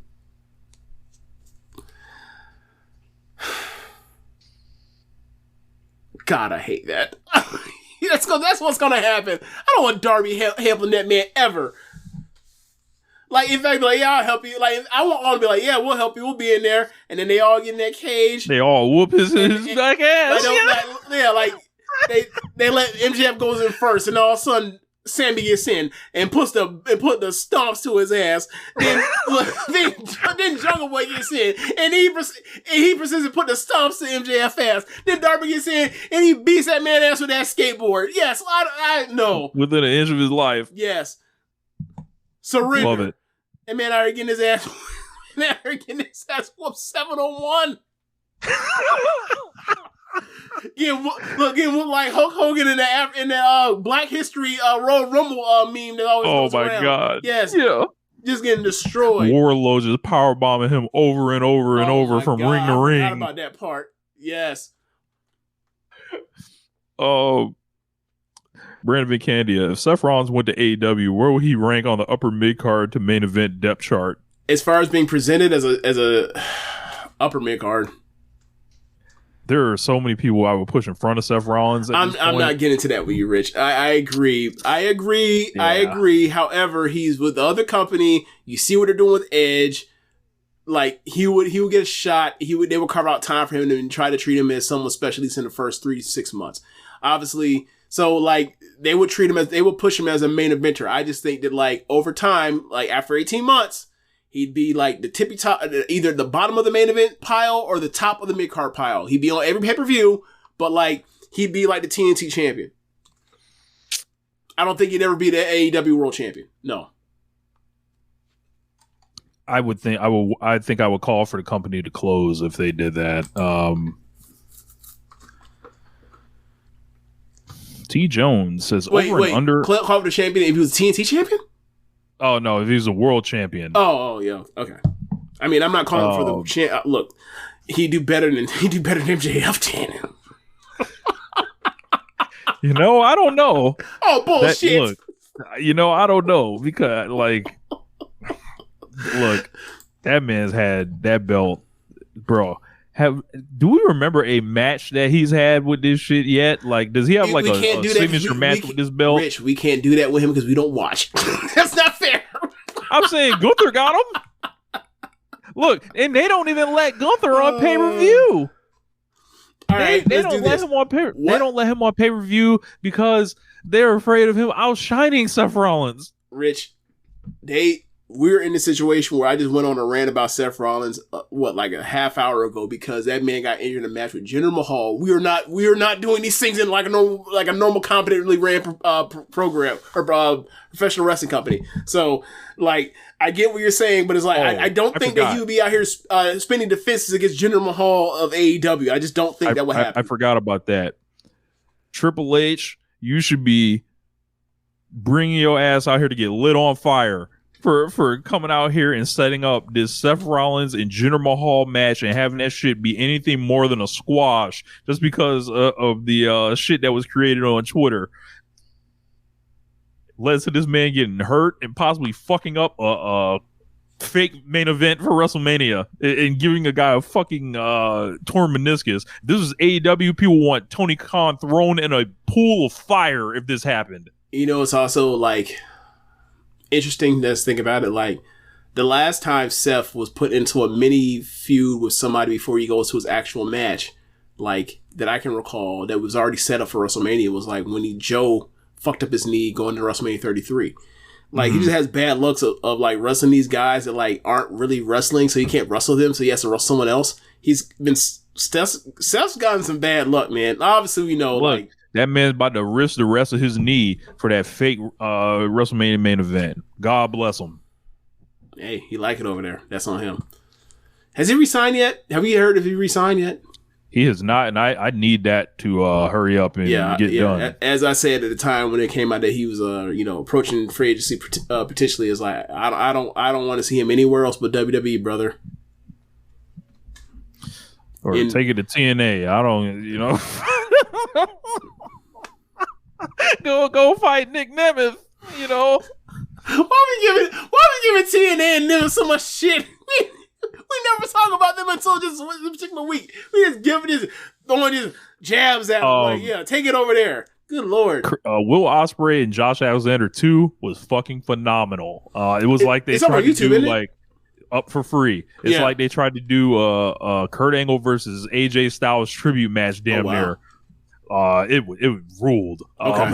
Did you rate it? I would say it's 4.5 easy. Okay. I mean, that's an aspect out of those two. Yeah. T. Jones says over and under on Sheamus or Nuge or Noah. So I don't know what this question exactly means. I would like to see him in either one. Look. And I think he would be fire in either one. And I might lean towards Noah, actually.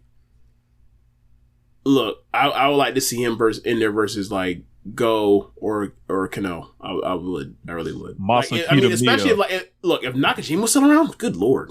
Look, Masa Kitamiya and Sheamus would beat the fucking hell out of each other. I didn't watch the Ishii match. How was it? It was great. Okay. Look, hold on. Where's the notebook? It's in this motherfucker right here. It lives for the rest of eternity right here. It lives for eternity in my journal. Yes. But yeah. Why am I not thinking of Alicia Keys? I'll keep your secrets just in the pages of my diary God. now. All of a sudden. Rich, I heard writing them secret notes in his book. Yep. Writing it in the book. Shout out to him. Shout out to you, Rich. Yeah, so we had Dynamite this week, and brother, feeling restored. I think I'm ready to like go on record now and say with the return of the AEW rankings, and that was a pleasant announcement. And man, I've been hurting people on Twitter the past couple. I've been having some fun with them. Just like, yes, I see you flew. Now I've gone with my working theory that I propagated about CM Punk came back because he was broke. And the reason why I believe he's broke because John Mice told me he was broke. and then you look at how he's and then you look how he's behaved ever since John Moxley said that. It's like, this is broke behavior. These are the actions of a brokey. I mean, look, CM Punk, while being broke, got more money than me. But nonetheless, based off of his lifestyle, he's broke, or he has been broke. And look, and I understand. Look, them bills still coming in. Them shit ain't going nowhere. They got to get paid. Rich people got mortgages like everyone else too. But these are the actions of a man who have made a bad deal or two in his lifetime. So, the return of the rankings. First, let's start there. Love it. There's no dark in elevation now to do the stat padding, and I think I had a tweet go wrestling Twitter viral, I would say, that plainly said, "Niggas will do jobs." It's great. And I thought it was, I got so many responses to that with Miro's entrance theme, his Titantron, his picture. I saw full debates breaking out about it, like on the side that somehow I was still tagged in. Did you actually respond to any of the stuff? No. Because I want to say a few weeks ago, like after the Danielson and Claudio match, I was like, it's amazing how like two people that are like in faction members can like wrestle a match and like not have to hem and haw emotionally every 5 minutes. And it was fucking awesome. I was like, this is a great new concept, or this is a great new development for professional wrestling. And that shit got like 600 likes. And like people were in there like arguing about different things. And I was like, I think I responded to one person. I was like, bro, this is a dig at the All In main event. That's it. And that's the only thing I said. Everybody else is out here typing in, well, I like this. I like it the other way. And then people were like, well, that way sucks, or that way's not as good as this way. And I was like, y'all got it. Yeah, y'all gotta have it. Yep.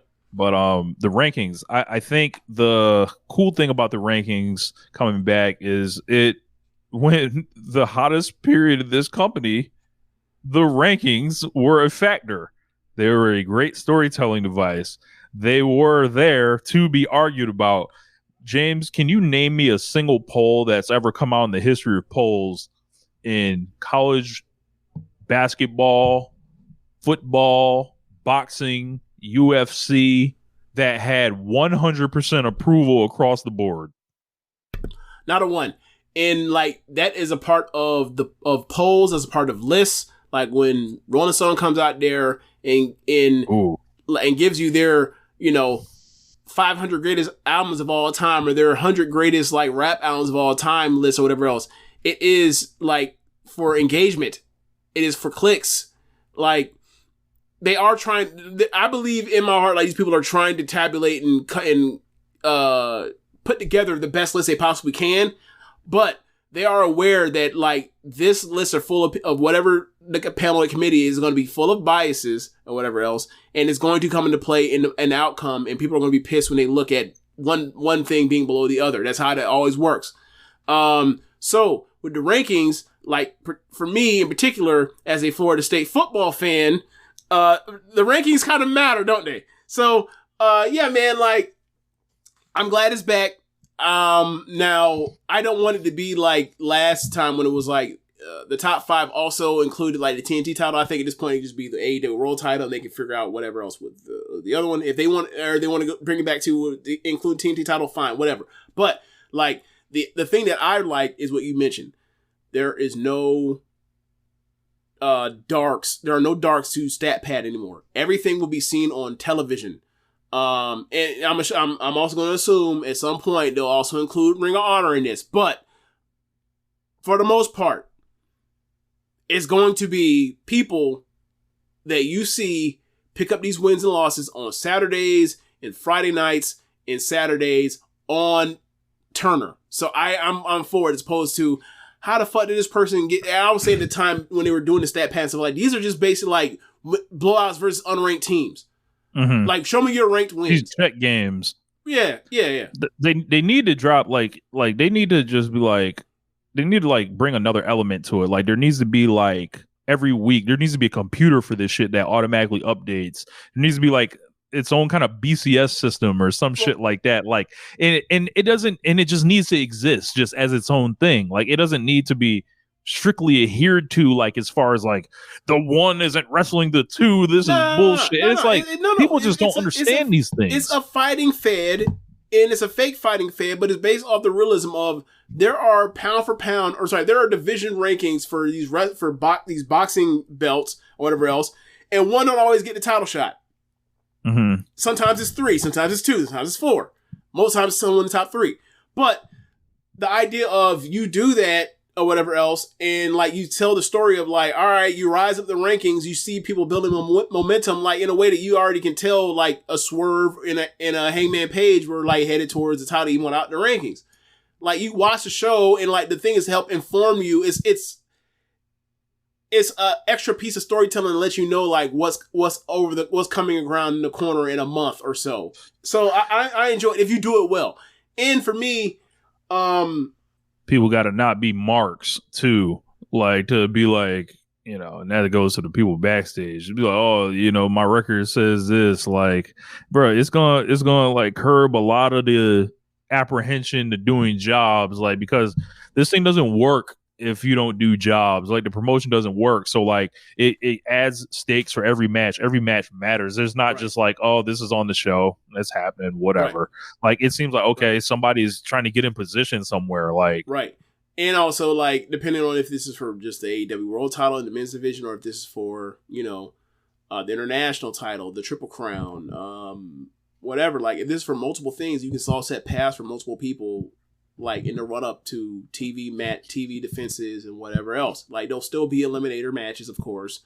But like it just makes Champions Choice. People that love to talk about like, you know, the idea that one person that these people are fake, these are actors that are portraying fighters, and their job is that they are paid fighters. Like the idea that people say like, what are the stakes or whatever? Well, the stakes is like, if you win here, it adds towards this goal the goal that the man or the woman has towards getting to whatever belt they want or destination, whatever matching MacGuffin they want. So this adds to it. So people that talk about the stakes and things, and this is a random match, it's harder for you to say that today. Right. So, and I think there's an opportunity to take what did work about the rankings, throw out what didn't, and like come back in a new way to like make it more fun, make it more as a real story line device, and also like have fun on it with social media on it. Like I saw they already started that. Like who's gonna be number one? Like people they're trying to like, and they had like a picture of like 4 guys on there. It was like Hangman, Swerve, and like 2 other people. I think maybe Moxley and Danielson, if I'm not mistaken. Well, it's gonna be. They were like, who's gonna be number one? And then it's like, all right, like that's on the first easy one. It should be Swerve. Conversation. It's easy conversation. Yeah, and like once we get to October and during college football, like that Tuesday, either Tuesday or Wednesday, they have that hour long show where they announce the top 4 or the top 6 or whatever else and tell you who's in every week to week.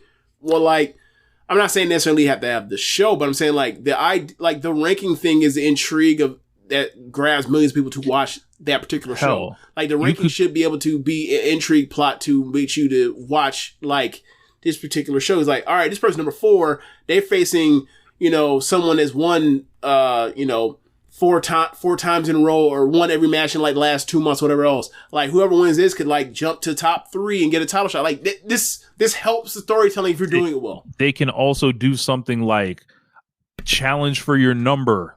Or somebody that's not ranked, like, hey, number 3, I challenge you for your number or whatever. And then, say he beats them, now you're number 3 or whatever. But then whoever's number 4 is like, hey, wait a minute, motherfucker, you didn't beat me. Like, and then it's like, those are easy things you can do, like number matches. Like, and these people will swap. And this also helps like further when people get like upsets, right? So like when Garcia ends up beating Brody at the end of the Continental Classic, right? That was obviously a big thing because of the scoreboard, right? Well, if you have a 1 through 5 on your name, and someone shuts the door, and someone closes the door on you for your run towards the title for the next 2 months, that's storyline device right there. Like let's say a babyface beats a heel and upset, right? Heel can just come back the next week or after the match and lay a beat down on them viciously or whatever else. There's your program right there. Storytelling. Yep. Like these are all like. This is a tree that branches can be sprouted from, right? And it's on them to like figure that out. So maybe I will make a few. I will attempt to contact a few people.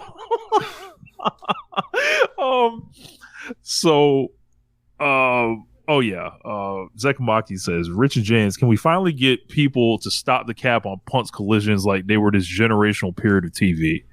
I saw that tweet or whatever else. Man, like, okay, whatever. The shows were fine. The shows we have gotten post-punk are better. The end. This is the same cap that had those same people upholding the CM Punk and Samoa Joe from Wembley Stadium as like one of the 5 best matches of the year and shit. Like this is you're not dealing with rational people. Like you're dealing with disciples, members of a cult, damn near. So okay. Yeah, like it was cool, but I'm sorry, I did not want to watch Brock Anderson for 12 minutes on those shows. I did not want to watch the endless 6-man tag main events that were like 30 minutes long that were slow. I'm sorry, I didn't want to do it. Did FTR do some cool stuff over the summer? Yes, they did. They did. Did Jay White they absolutely carried CM Punk when he first came back. Did Jay White basically get a place to do his thing? They did. Yep. However, it was just like this different kind of show that was slower paced, that was nothing like what put this company on the map. So like, I mean, to be honest, Continental Classic in the way like the wrestlers wrestling the Continental Classic, that still be true. It's just they had better matches.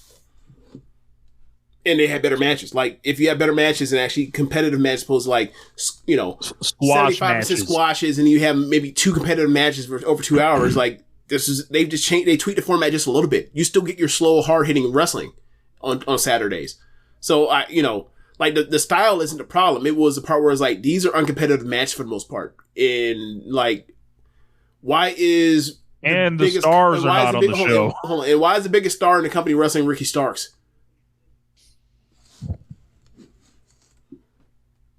I'll let that sit there for a second. Dynamite last week. North Charleston, South Carolina. Rich, what a choice of building. But before we got to it, Rich was going into this saying like, "Hey man, like we've had 1 or 2 shows in South Carolina and they both suck. This is Fed country. These crowds gonna suck. This is like going to Pittsburgh or Kansas City." And I was like, "Yeah, they did have a South Carolina show that I remember stinking, right?" And then apparently, like, North Charleston is different from Charleston. Go fucking figure. This was a great crowd. Great crowd. All 2,600 of them rocking in there. Should I go on my rant? Sure. So, I typed in North Charleston when I was like, North Charleston, it's not just like a saying. That's actually its own municipality that's separate from Charleston. Okay. What's the population on this? And I was like, hold on. Let me look up like Florida towns or whatever else. The town that Rich had lived in for when he was in high school is just as big. And I was like, all right, well they need to come to the minor leagues Phillies affiliate that's here and rent out that baseball stadium and run Dynamite there. Because that's only 10 minutes from me. And if you want to go to fucking North Charleston, South Carolina, you can bring your ass to Clearwater, Florida, because like this county that I live in has 1 million people in it. What are we doing? So I always thought about Bright House Field is like, yo, that would be cool if AEW went there. Like, I always thought about that, but my point is, they went to this small. Like, what made them go to North Charleston? I have no idea. What I don't know what Mookie Ghana pulled up and the numbers say we go here as opposed to actual Charleston. I don't get it. I don't know what the rent difference was. I don't know. But I remember the South Carolina show they did, and Rich is absolutely right. Them crowds did stink, and this is totally different. Like, this felt like a Texas Dynamite. Damn near. And they got a hell of a show. Yes, I feel safe declaring like, yo, all this shit that like we have railed against, and a lot of that shit is being fixed right now. Yes. It's like, yes, it feels fucking great. It's amazing. We threw MJF out the paint, and then this shit is like, this shit has regained form. All right, so let's go through it. Christian Cage, Dustin Rhodes, Masters Division, old man fight. Loved it. Yeah, Christian Cage got a win worth a damn. Dustin Rhodes is on. It seems like, he's getting used a lot lately. So is this like a, it makes me think, okay, maybe his contract's coming up. Who knows? Oh, whatever. God. I'm not privy to this information. So all I know is these two old motherfuckers went out there and was like, we gonna tear it down. And they did. It is amazing the kind of match they can have when Dustin's out here just 3 weeks post getting his ankle broken by a cinder block. However, fighting spirit. We have now, Rich. I don't think we've talked about that on the show yet, but it's like Swerve at World's End on that. I believe that was December 30th or December 31st. December 30th. Did a swerve stomp off the apron to the floor that crushed through a cinder block that Dustin's foot was over the top of. And then he wrestled the next week. And then he wrestled here again. And then he's wrestled 3 times, right? This is third time wrestling since then. Yeah. Like, Bills do. They tell you, they tell you about telling stories and these kids and they just do shit or whatever else. And then you got one of the oldest motherfuckers on the roster. Motherfucker that was wrestling in the 80s, right? Him and Sting on them same pay-per-views, on the same Great American Bashes, right? And he's doing shit like this. I don't want to hear and can do Canadian Destroyers. I don't want to hear no more. Match was wrong. He did one in this match. This thing ruled. Almost too much to recap, but loved it. It's a great match. Good win for Christian, and this whole thing was just like the Masters Division. I mean, we're getting Minoru Suzuki and Edge for the Masters Division this week. I don't know I've never imagined what an Edge and Minoru Suzuki match would look like, but I don't think it'll be better than Dustin and Christian. I don't think so, but we'll see. Yeah, we'll see. It's I think it'll be fun because I don't think an Edge is a sit in the paint and brawl type guy. Yeah, maybe he'll surprise us. I mean, I'm looking forward to the match, but it's like, when Edge, when Big Cope was out here talking about, I want to wrestle, the New Japan guys, I was like, bruh, I'm glad that you want to. I don't necessarily know if I want to see you wrestle New Japan guys. Right?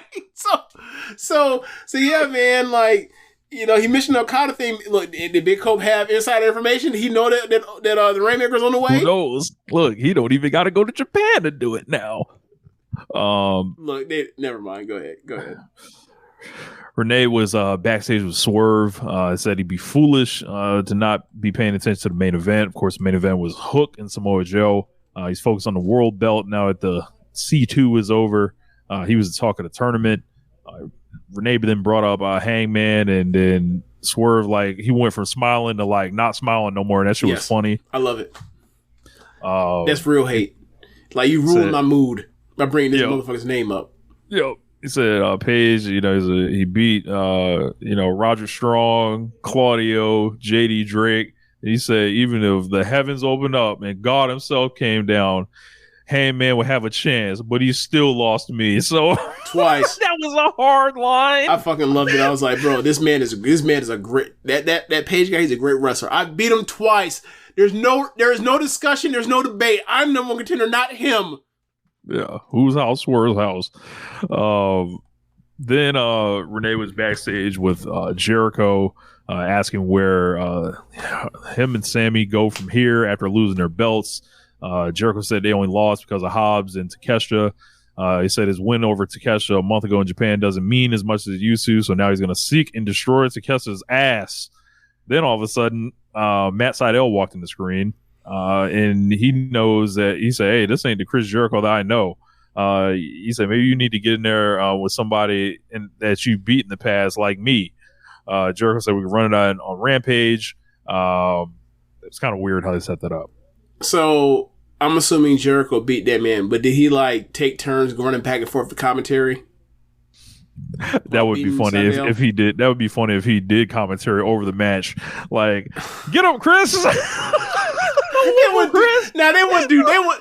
do that, but like the idea is hilarious. You're right. The idea is hilarious. Then we got Orange Cassidy and Trent against Penta and Commander. Fast-paced sprint match. Fun. I was totally into this. Return of Ray Phoenix came out here and showed up. Yeah. So hopefully he's ready to go soon. Yeah.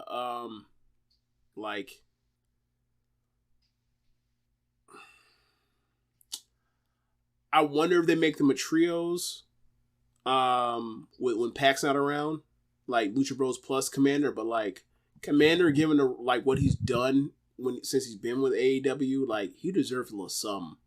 Has he faced Orange Cassidy yet?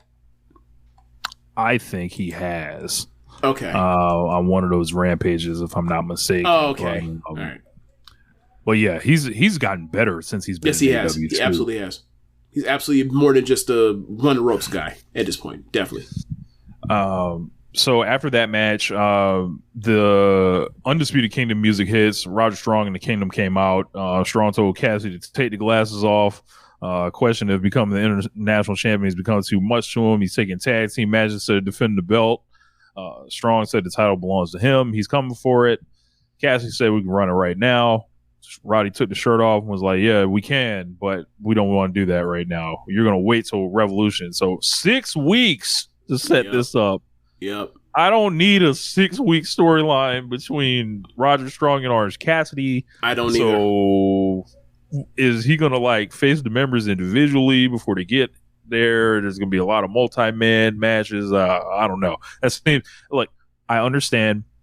It's like, yeah, man, I know sometimes they do this stuff last minute and everything, but 6 weeks for Roger Strong? I don't think we need that. Tony Khan said, I will never hear another one of you goofy motherfuckers say that like there are no bills for my pay-per-views. Not only am I going a month early, I'm going a month and a half early. He already has 4 or 5 matches already on the docket, basically. Yeah, Revolution usually gets a great build pretty much every year almost. That man has had enough. Renee was backstage with Hangman, whose mustache is growing out further by the week. Said you won't meet a soul on this planet that needs the AEW title more than he does, or that values it. Said in 2024 he's going to make that title his. He's going to keep it that way as long as he can. Renee then brought up Swerve, saying how Paige can't beat him. He said he doesn't think about Swerve at all, which was kind of funny. And also as he's not the world champ. And also it's contradictory because, like, bro, we remember you saying that, like, you're going to make sure with your dying breath, you're going to make sure that man never won the title. Like, lies. It can't be both. It can't be both. He's not the world champion. Samoa Joe is, and God be with Hook if he's the champion by the end of the night. So this is another, hey, they built up, or they had other people talking about Samoa Joe and Hook. Yeah. Hey, so did we ever find out what Hangman did with the shirt that, like, Swerve gave little Hangman? No. Okay, just wondering. Just wondering. Yeah.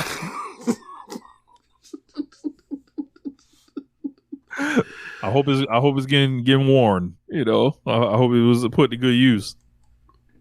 Then all of a sudden, we just got like one of the most emotional moments in pro wrestling history out of nowhere. Yeah, it was the 1 year anniversary of Jay Briscoe's death. Mark Briscoe comes out on stage, and I was aware of it, and it was just like I saw the screens. And it said Mark Briscoe on one side and then Jay Briscoe on the other side. And then Mark walked out. And it hit me for the first time that Jay Briscoe's not walking out with him. And he said he was out here to represent the baddest tag team on the planet. Them boys, the Briscoe brothers. Tragically, 1 year ago, he passed. Talked about his nieces were in the car and said the doctors said that they'd never walk again. And then all of a sudden, little girl comes walking out on stage with the rest of the family. Mark says God's on the throne. They won't stop because they can't stop. He thanks everybody from the bottom of their hearts, hugs the kids, and it was just like, damn, bro. What are y'all doing to me, man? Like, okay, so up to this point, watching and covering AEW at this point for basically 5 years, AEW has never put on or done anything that's made me cry until they brought out the damn girl that was told could never go out and walk. Like, this is one of those things where it's like, have you ever seen those around the holidays, they pull out these new videos of like, families, mothers and kids that are, that have their dads like stationed in the military. And then all of a sudden they surprise them and they see him, they run to his arm and they're boo crying, all that kind of stuff. And they see their dogs and that kind of stuff. Like, for me, that shit turns me into a blubbering mess. Anytime I see those, like, no, I just can't handle it. It just overwhelms me emotionally. This is one of those. It was like, bro, what do you? I know it's a feel good moment. I was like, I don't mean what are you doing in a bad way. I'm like, bro, like this is like, look at my face, like, like look at my face, like look what you've done to me, like, yeah, like this was fucking amazing, and like 10 out of 10, my favorite segment of the show. Then they replayed the Jay Briscoe tribute video from last year, and it was just like heartbreak, man. Yeah. Just absolute heartbreak, tragedy, like, and because I had no idea that his daughter. I was in she was in the crash. I had no idea that she couldn't walk. I had no idea. Yeah, man. Brewhaven says it's a rare example of something classy in wrestling.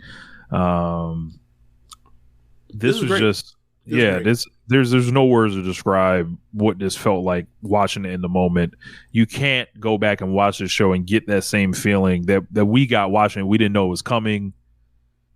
It obviously wasn't advertised or anything like that, but yeah, it was great. Pretty powerful. Something else that was great. Renee Paquette was sitting backstage with Matthew and Nicholas Jackson and their mustaches. They requested that Renee refer to them by their God-given names, Nicholas and Matthew Jackson. They are EVPs, and it's time to take this job more serious. Renee then brought up the temper tantrums and meltdowns with rumors, and then Matt cut her off and said all the rumors is fake, but let's pretend they're true. He said, what would she be willing to lose to maintain a thriving wrestling company called AEW? You know, Renee wasn't here at the beginning. If it meant losing friendships, ruining their reputations, Matt said, hell yeah, they do it all over again. And asked Renee if she got her paycheck this week and says, you're welcome. What would you do to protect your baby? You just had a baby with John, right?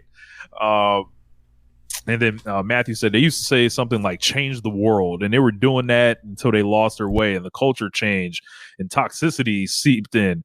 Matthew then said it was due to leaning into self-serving, superficial superstars, and says that Sting is anything but that. And he's hopeful that the way, people talk about Sting is how they talk about them years from now. Sting's the last of a dying breed, but in order to change the world, they got to say goodbye to Sting and anyone like him. Renee then asked, is that an official call out for Sting's last match? Nick then looked at the phone and said, as an EVP, we can pull some strings, and then they walked off. James, much like Jack Perry, the Young Bucks have convinced people wrestling is real. Because, boy. Yep. Bro, the Bucks. The funniest part is, amazing. The last time we had seen them before, they went on their hiatus was them throwing a temper tantrum after they lost to the Golden Jets. This is playing on that. But people don't remember that part. They're thinking of, some backstage shit they didn't even see. It's fucking great. Bro, people say they're light years ahead. They say that these motherfuckers don't know how to work, and they're working you. All right, man. This is how I can't count how many comments. This is how they really are. Everyone's gonna finally see it. James, this is why pro wrestling will never die. Rich. Because of those people, pro wrestling will never die. Motherfuckers left and right will hop on the internet to say the Young Bucks can't work. Their shit looks fake, this and the third. And then in the same breath, and then in the same day,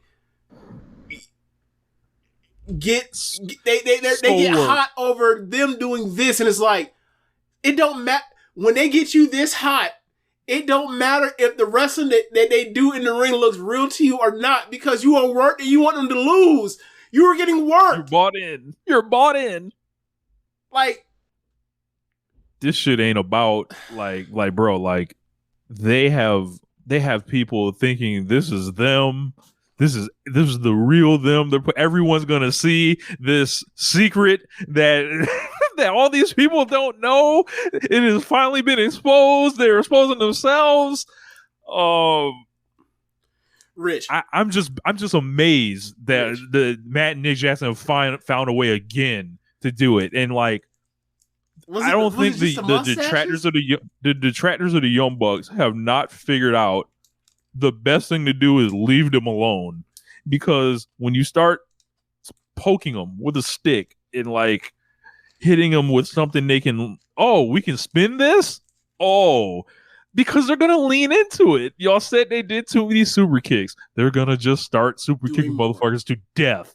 Right. You said you didn't like their ring gear. It got more outrageous. You didn't like their wrestling style, how fast paced it was, all the elaborate sequences. They're gonna come up with the most incredible dual tag moves you've ever seen. Terrible facial hair every single time.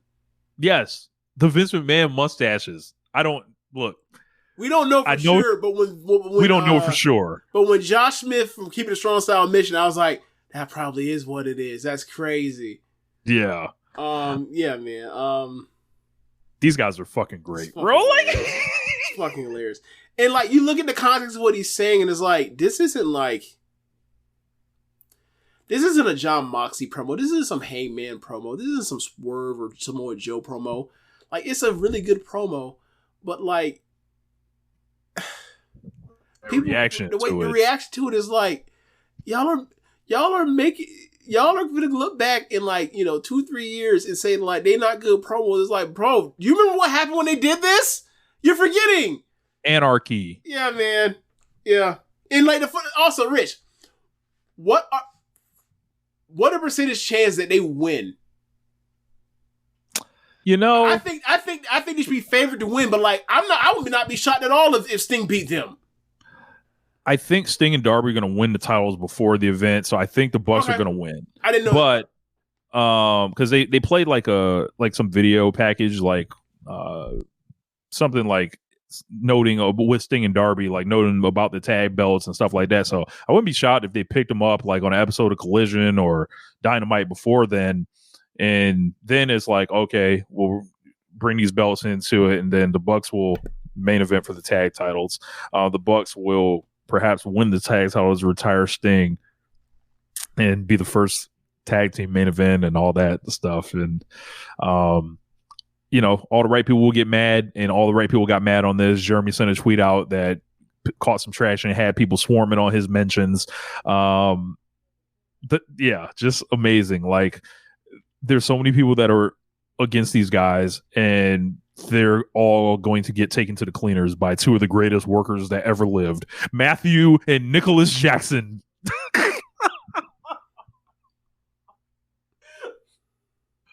Holy shit, this is great. It's funny, it's really funny. Then we got Switchblade, Jay White and the Guns against Mogul, Embassy, Brian Cage, the Gates of Agony. Thought their red and white gear looked hard. I enjoyed this match. I thought this was this reminded me of a really good, like, high level, like, road to 6-man match. Well, Gates of Agony was just over there. Yeah, Gates of Agony was just over there. Yep. And I think, like, as Swerve has elevated, like, the group is, like, getting more chances, to be on TV. They're going to be against the Acclaimed and Billy Gunn this week for the other trios belts, but they dropped the ROH belts to Jay White and the Guns here. And the Jay White and the Guns got, new music as well, and that almost was like, damn, I almost want to freestyle on this shit. Yeah, I like the music. At first, I thought like, okay, I noted it, and then when the Okada news dropped later in the week, I was like, wait, is this like some? All right, Okada's going to New Japan. All the Bullet Club, and I didn't remember them saying anything about Bullet Club goes, like, anything that says Bullet Club related or else, we're pulling off AEW. We're sick of this shit. You have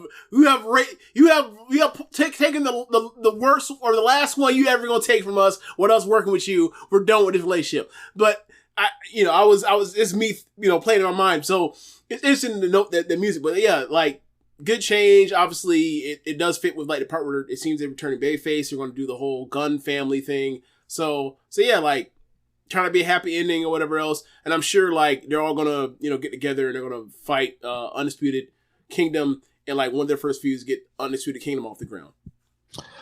Just two announcements for Dynamite. Edge and Minoru Suzuki will be commercial free, and Thunder Rosa and Red Velvet was booked. Pick a side, James. I don't know what you mean. Moving on. Do you care to elaborate?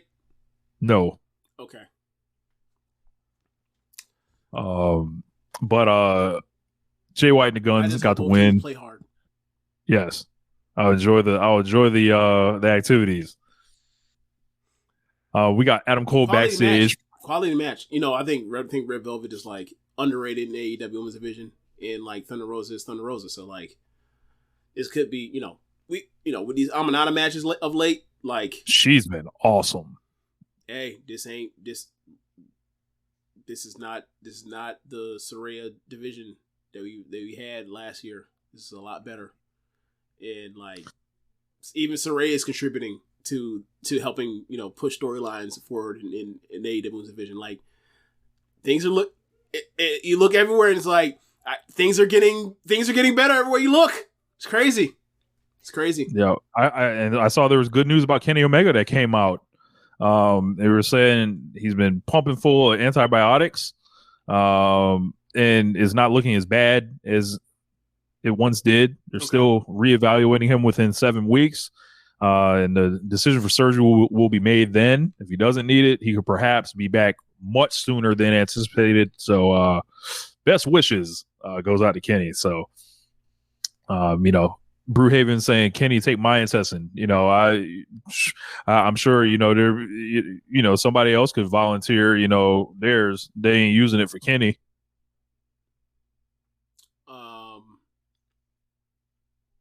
let's just move on. Adam Cole is backstage with Wardlow, and I like how this was tucked into 45 seconds into hour 2. You notice the that shit started opening the show. Now it's just in these other little parts. Like, nice. We don't have to make the MJF part make any more factors into this. Nothing. Cole said Wardlow hasn't scratched the surface of what he's capable of. Being with Undisputed makes Wardlow unbeatable. He's going to go down as the most dominant AEW wrestler of all time. Wardlow's going to mow down everyone until nothing's left, and the AEW World Belt is the property of the Undisputed Kingdom. Wardlow then just said, boom. Yes, he also mentioned that, like, Cole and Wardlow are both, like, have designations on the AEW World title. I was like, oh, so, like, you're just doing MJF and Wardlow again. While at the same time, while you're doing this, you have Killswitch / Luchasaurus and Christian. Someone got to pick. Like, someone got to diverge. Unfortunate Wardlow is stuck in the pattern he's already, got himself out of before. Got Deonna Purrazzo against the Anna Jay. Yeah. Tony Storm on commentary. I don't remember much of this match. This match was decent. Like, it was, but most of it was like, all right, I'm going to do stuff to you, and then, like, I'm going to leave openings for you to grab me and get your stuff in. Like, this was a Deonna Carey job. No knock to Anna Jay. She acquitted herself well. But, like, just watching the matches felt like this is a Deonna Purrazzo production, and good match. It's not like some 3 1/4 thing. It's like some 3 flat thing, but it was a good match, and that's all it needed to be. And it acquitted or showed that, like, Deonna can, like, footwork, quickness. She has all that stuff that we've already seen out of her. And, like, let's try to show her as an impressive new challenger for Tony Storm. And they're telling the story of, like, they used to know each other, and Tony Storm's psychosis, or whatever you want to call it, craze, mania, has, what's happened to you? It's turned to a different person. And, yeah, like, nice little quick story. So, interested to see their match. Deonna Purrazzo was on Talk Is Jericho last week. So, check that out if you're interested. She basically caught the interview after the match. And, they did the whole call out. It was funny. Tony Storm mentioned at some point about punching somebody in their box. I fucking died. Yeah. I haven't heard someone refer to a mouth as a box in years. Like, since high school. This shit was fucking hilarious. She called Purrazzo an artificially tan hag, yes. Invoking the Stardom language. The official Stardom language. High schoolers in Stardom be calling people hags. Yeah. So... then we got Private Party versus Top Flight. The return of Mark Quinn, Isaiah Cassidy as a team against Darius and Dante. Private Party ended up cheating to get the win. Mark Quinn did not look like himself. Obviously, he hasn't been in the ring for like a year. I think he had a neck injury, if I'm not mistaken. So, like, he looks like a vastly, like, different.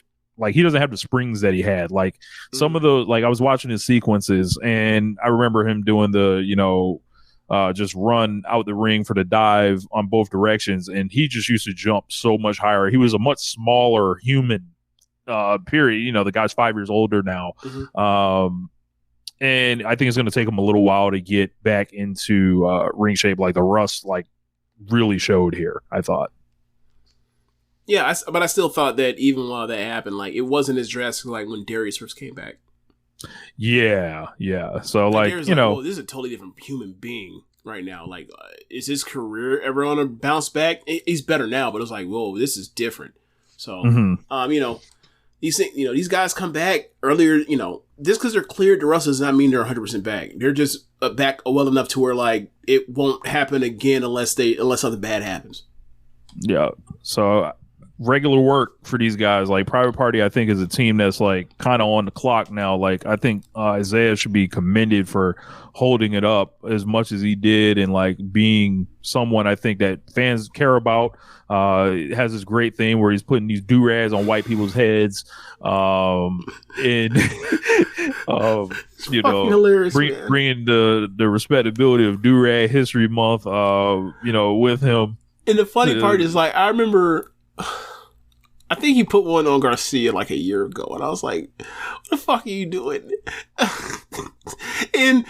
And then, like, you know, he's putting do-rags on people in the crowd. He put do-rags on the Hardys, and then he put one on Lexi Nair on Collision. I fucking howled. Like, they have to start selling the Private Party do-rags. They have to sell the do-rags, bro. If he starts putting do-rags on random, look, when he puts a do-rag on Renee Paquette, I'm gonna fucking die. All right, I'm gonna fucking die of laughter. Okay, like Renee already gave me an all-time meme the way she stared at Saraya this week, but like when they put that do-rag on this blonde white Canadian woman, I'm gonna fucking die screaming laughing. It's gonna be hilarious. It's gonna be hilarious. So I think Private Party needs to really try to get over here, and this they shot. This is a shot. This is time. Like they've been around, you know, and they don't want to get surpassed because there's a lot of people there. So like, and also the tag division needs to be revitalized, and like them being back, Top Flight being back. You have what's going on Collision with FTR and House of Black. Like, you know, the Young Bucks are back now. Like it might, you know, Young Bucks are back, so it's time to actually do tag team wrestling again. Thank God. Outside FTR on Saturdays. So, yeah. Big video package about Sting and Darby Allin's history. They said they want to win the AEW Tag Team Championship.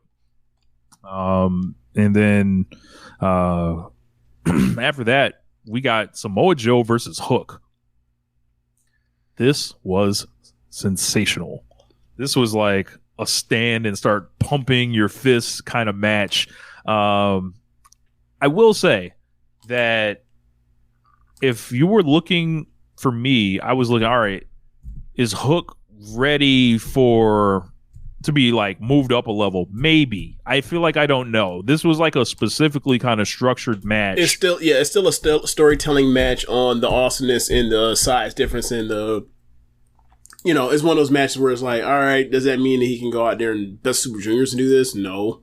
Right. Or like, you know, with a contemporary person, and then they just try to have a great match. I don't think we got the answer to that, but what we did get was like very exciting. Joe played his role to perfection. Hook's kick out at 1, phenomenal. I thought it was really cool when he basically was like, come fight me or whatever, like still, you know, ask for more. Joe slammed his ass through that table, and it was like, that shit was like some whiplash, like a motherfucker. He slammed him through the table, and he didn't slam him like flush, so like most of him landing was on his tailbone. You could tell that like Hook his back was fucked up. Like, I don't know if you ever landed on your tailbone hard or bruised your tailbone. That shit fucking hurts. And like the way that he fell, and I saw him fall, and I saw he reached for his back, I was like, oh, buddy, I've been there. I feel for you right now. I feel your pain. Yeah, man, it was a really well put together match and thought out match and everything, and well executed and all that kind of stuff. And you know, this is a plus in the cap for Hook and for Joe's title reign, and for Hook. This is the first time he ever got, you know, really pulled up to the big boys table, you know, especially since All In. So like he All In never thing, this was a real, these have been 2 good moments for him that like kind of been forgotten because of like the Jack Perry thing is weird. So yeah, he should never appear on screen with Danhausen again. Like some of the, you know, the coolness of Hook just feels like it's like it wasn't where it once was. And I think, well, that's because he was a novelty at first, and I was like, he seems cool, but it's also like, it also feels like he can't talk. That was me. Mm-hmm. No, people didn't notice that part. He's like, oh, it's cool. He's a twerp or whatever else. And I was like, all right. Like, when he's gonna start matches. And like we still haven't really gotten to have too many matches, but like the match we have gotten, like he's held up his end of the bargain. So that's all you can ask for. Yeah. This was, had a little bit of the Undertaker Jeff Hardy kind of layout here without Hook being nearly as spectacular as Jeff Hardy. But this thing I think was more about like hanging in there with somebody. Like it was a look at where Hook could be, 5 years from now. Yeah. Like, I mean, he wouldn't be in that situation. 5 years from now, I hope his strikes are better. His strikes suck, but it's neither here nor there in the match world. Like, hey, they ain't end all be all. You can be a great wrestler and have great strikes. Like Sammy Guevara, I think is a great in ring performer. I think his strikes are decent or good half the time. So doesn't matter. Yeah. But luckily, Sammy got the whole thing where he crazy and he flies. Hook ain't got that, so he kind of needs his strikes to actually be good. Then over for this shit to work. This one popped a number. Obviously, there was like the attention of the wrestling world was on this match. The Tony Khan tweet strategy proved to be kind of successful here. That's a feather in Joe's cap as a champion. You can do some good business under him. Yeah. People believe in him. You got to keep having Joe wrestle dudes that weigh less than 200 pounds. I think we learned that with Darby Allin thing last year. Well, I mean, this further cements is where I'm getting at. Like, if you get him in the ring with someone that weighs less than 200 pounds, you got a shot. You're gonna have a great match. Cause it's like almost like a Lesnar factor thing, right? Unless it's Adam Cole.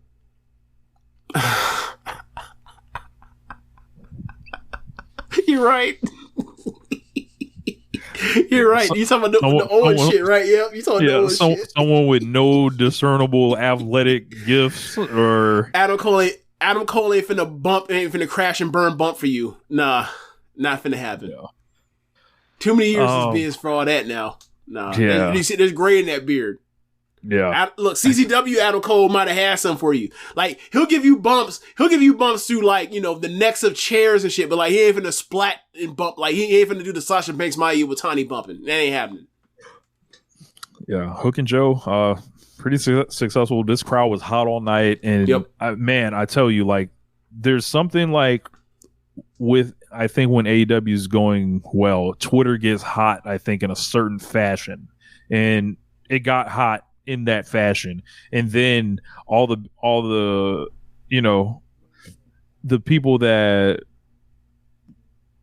basically all the bad faith stuff starts starting up, and I'm like, oh yeah, that's the tweets I want to see. I want to see people bothered by this shit. And the rankings brought that out, the Samoa Joe and Hook stuff, the Bucks, the where's the story people. Oh man, they're full force. All that stuff. Feed it to me. I love it. Put that shit in cans. Let's go. Yeah, why the kick out at one? Why the kick out at one? I was like, the kick out as one is to, like, they let you know that like the dude has the heart, the passion, and fighting spirit to get up when the chips are down, and so you remember him past his match as a reason to care about the guy the same way. Like if he had just kicked out at 2, would have done the same thing. The kick out at 1, it gives you even more of a rush because like. You could expect him to kick out at 1. Or you could expect him to kick out at 2. Kicking out at 1 is like, whoa, shit. So, like, yeah, man. Like, I'm sorry, man. What was one of the best moments of AEW last year? It was Kenny Omega kicking out a One Wing Angel at 1. Yep. Like, sorry, it's here to stay. Sorry, man. If you look, go to Peacock. Look, we saw Seth Rollins try it. We saw him try it like a couple months ago, and that shit didn't work. When? People didn't react. I don't know what match it was. It might have been against Nakamura. I don't remember because Seth Rollins matches don't stand out like that. Like that's funny. But yeah, he definitely tried it, but I just don't remember against who. Nakamura, they're saying, okay, yeah. But good God, like, yeah, man, this is what I want. I want people to be uncomfortable with this shit. This shit ain't for y'all. Like, so, well, yeah, I have nothing else. It's just weird, man. It's like, I don't get it. Well, I mean, if you don't get it, that's one thing, but like, can you at least acknowledge that the crowd lost its fucking marbles when that shit happened? It's like it is, I don't get me wrong, like, look, they watched it on mute. Rich, like, like when MJF does that second rope tombstone power driver that motherfuckers kick out all the time. What do I always say? That shit's fucking dumb. But what happens every time it happens? The crowd pops and they can't believe that someone kicked out of it. I'm like, he's never beat anybody with it. Whatever. People pop for it. It works. Kicking out one works. Sorry. Sorry, man. Like, and if you want to see a WWE match where it works, I suggest you pull out that Kota Ibushi versus Cedric Alexander. It worked then, and that was the E. Yeah. Sorry. Amazing. But yeah. So I don't know how we're gonna do this next week. I got a dentist appointment next Monday, so I don't know if I'll be talk mood. I don't know. We'll see. I gotta get some fillings. That stinks. So hopefully I'll be ready to go. So there will be no live stream next week, but there will be a podcast. So yeah. Okay.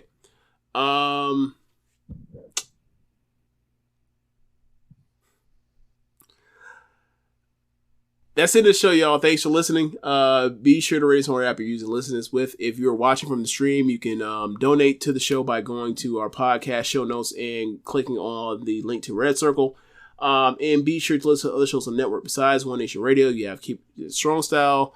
You have All Things Elite. You have Imp's WWE Adventures. You have Tunnel Talk. You have Russell Art with Chris Things. And you have the Trish and Sarah Wrestling Podcast.